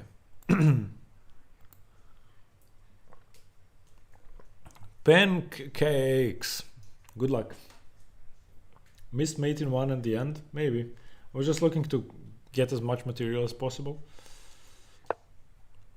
Okay, let's go c6. For those of you who asked what I played against the English, this is what I do. I try to enter the Semislav or the Caro-Kann. So now we're... If they go d4, we're gonna be in Semislav territory, or Slav if I don't play e6. So this is what I like to do. Now here you can go bishop f5 or bishop g4, you can play e6. I like playing e6 because that's the safest. And now d4 is the best move, and we're in the Semislav. Although you don't have to go d4. But they did. And now bishop d3 and takes, or queen c2. Now we're in the classical Meran or anti-Meran. Can we see the list a little longer to see if we are close to play? Yeah, sure, here. This is the list. Queen c2. Okay, I'm gonna go bishop d6. This is the anti-Meran. Mr. Pancakes knows the anti-Meran. Okay, now I want to talk about this move. This is a very bad move. Let me go back. If you play c4 in the Slav or in the Semislav, you close down the center. And then once you close down the center, there's no downside to black playing e5 because you don't have cd5 to make the black center collapse. So as soon as you go c5, excuse me, c4, c5, you are definitely worse. For example, e5. I didn't have to go e5 straight away, but I can because there's no pressure on d5. And now black's position is excellent. The only chance white has is to go b4, b5, undermine the queen side. But normally that's too slow and black should be better for the rest of the game. Greetings to Greece, Giannis. I like playing the London against English. I do too if I can. Do you have a favorite Croatian chess player? I want to say Robert Zelčić because he plays the Caro-Kann. But I don't think I can say he's my favorite player. I'm not sure. I don't know the man. And I don't know much about him. But I like his games and I like what he plays. Okay, so black has castled, white has not. The center has collapsed. I'm threatening rook e8. I don't think there are any tricks with bishop g5 or anything because I can just go f6. Okay. Oh, maybe I should have gone rook e8. Ooh. Okay. This is with tempo. It has queen d4, knight d4, rook d8. Is there a way to save the pieces? Yes, there's bishop e3, but then bishop d4. I don't think this works. Sorry, bishop e3, bishop e5.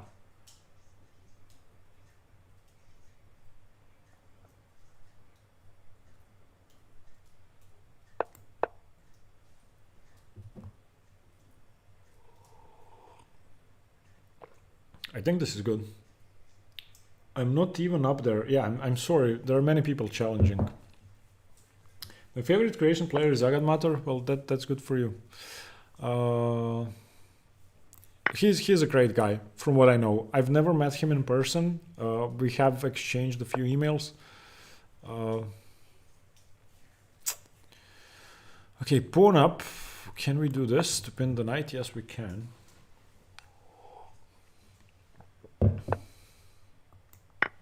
And now I need to prevent rook b1 and rook b7. So let's just...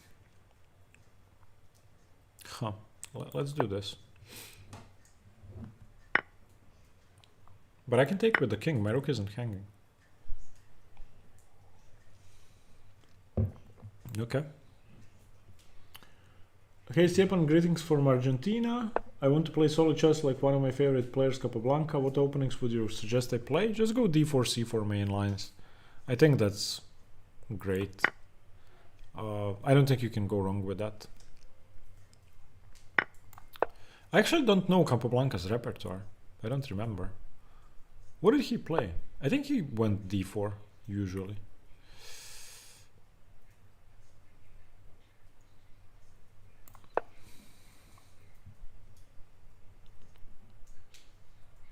I'll just try to make a queen here. I'm a piece up, so I don't think I should have much trouble.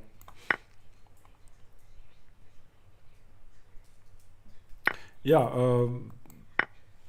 I don't think openings matter. Again, what I said, you can play any opening tactically, or you can play it positionally, or you can play it...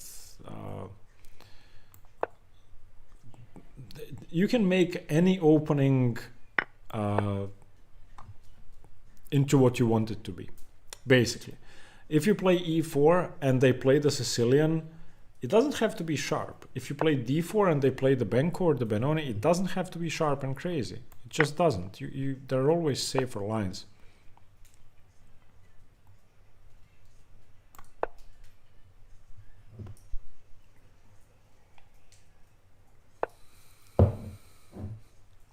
Does bishop e3 work? I don't think I get anything with that. So I'm gonna lose the pawn if I do that.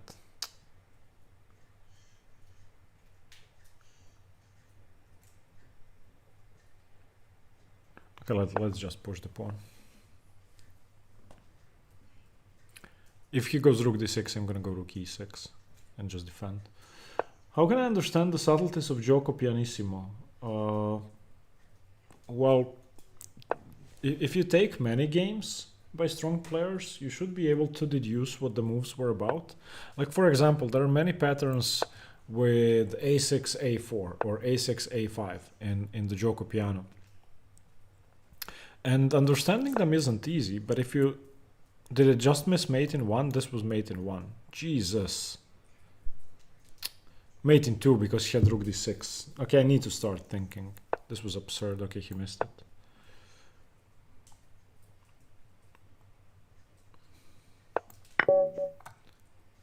Okay. Titus. Good luck, Titus. What would you play against the bird opening? d5, c5. I like that the most. Capo was also quite known for his lack of opening knowledge. Really? I actually don't know much about Capablanca. I remember reading recently that Magnus Carlsen said that Capablanca's endgame skills were overrated and that he wasn't really that good at endgames. I don't know. That's the first time I heard that, and obviously Magnus would beat Capablanca 100-0, so, you know, I'm guessing we can trust him. Is Dvoretsky's endgame manual worth it at a very low level? I'm gonna say yes. What the hell are we playing? What? What is this? What? Wait. I just played the Caro-Kann and there's, you know, this is 960. What's going on? What's going on? My God. Okay.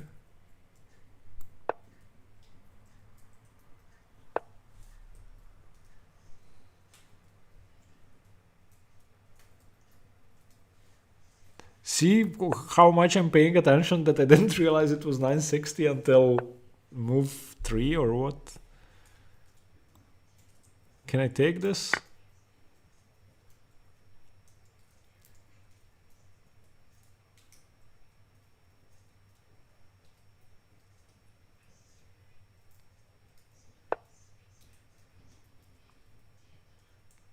Wait, how does castling work here? Can I do this?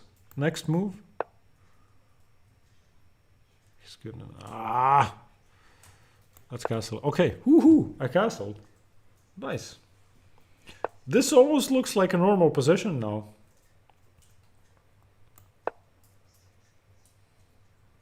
And my rook is trapped, but okay.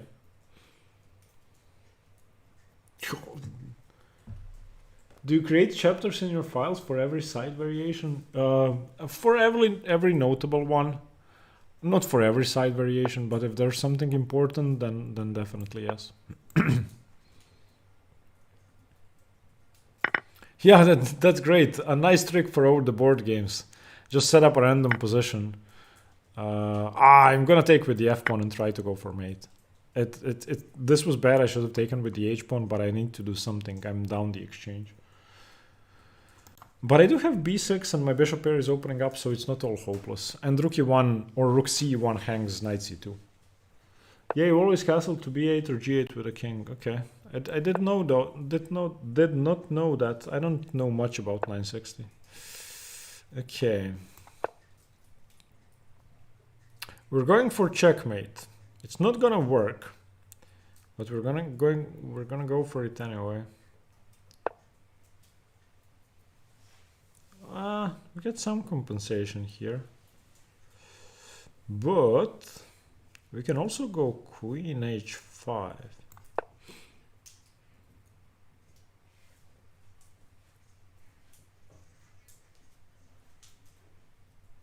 And now I want to go rook takes.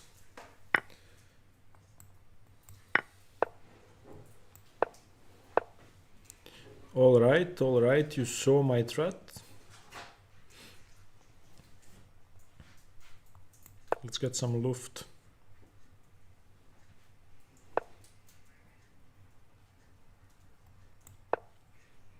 I don't want to give up this pawn unless I have to.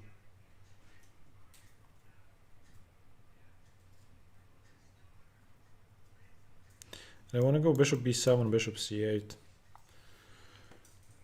There was a queen fork? What did I miss? Ah, come on! I missed it again. Well, what can you do?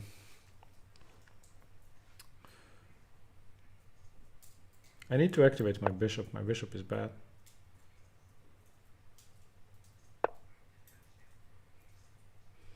He could have won this pawn at several points. Now I'm gonna win his pawn. I actually could have done that last turn. I think this is probably the first game of 960 I'm doing on my channel, and probably the first one I've played in a long time.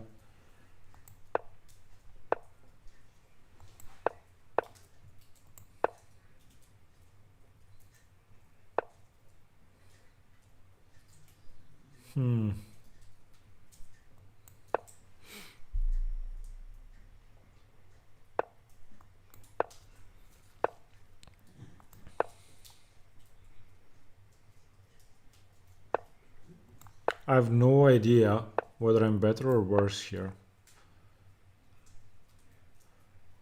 No idea, but I assume he's gonna have to give up the exchange at some point.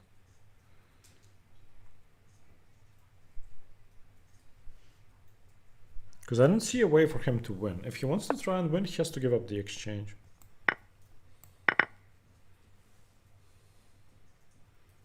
Because I'm just gonna pick up this pawn and then threaten to queen my A or B pawn.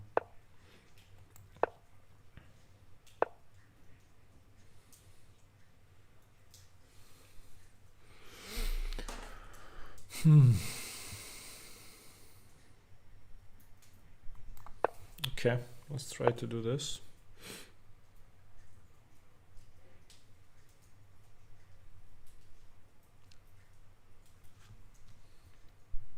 Okay, I'm gonna make this the last game because I have to go and walk the dogs with Lucia and have to do stuff. And I have to pee.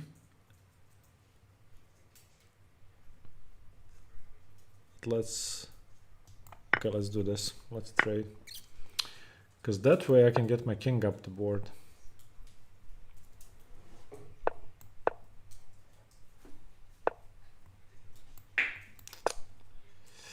And now I have to go back.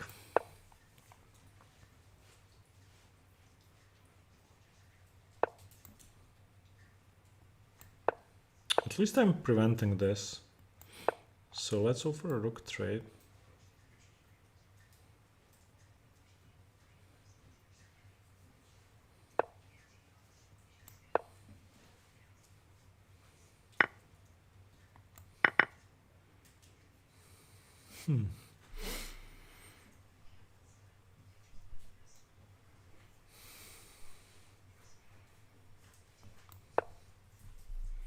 I'm gonna try to win this. It's extremely drawish after king e3, yeah. But the king is still cut off. And I have a passed pawn. So this should be... not after this. Now it's just a draw. Good job. Okay, we're still gonna try.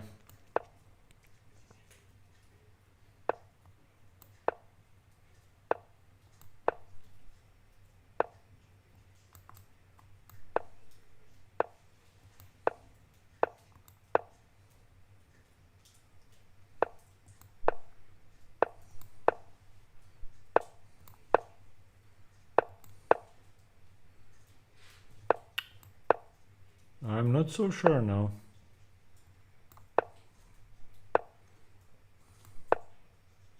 Now, I'm not so sure.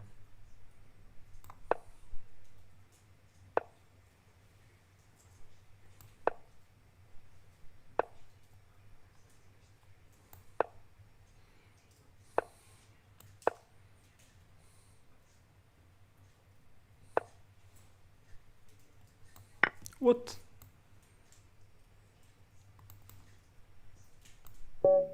Okay. Okay.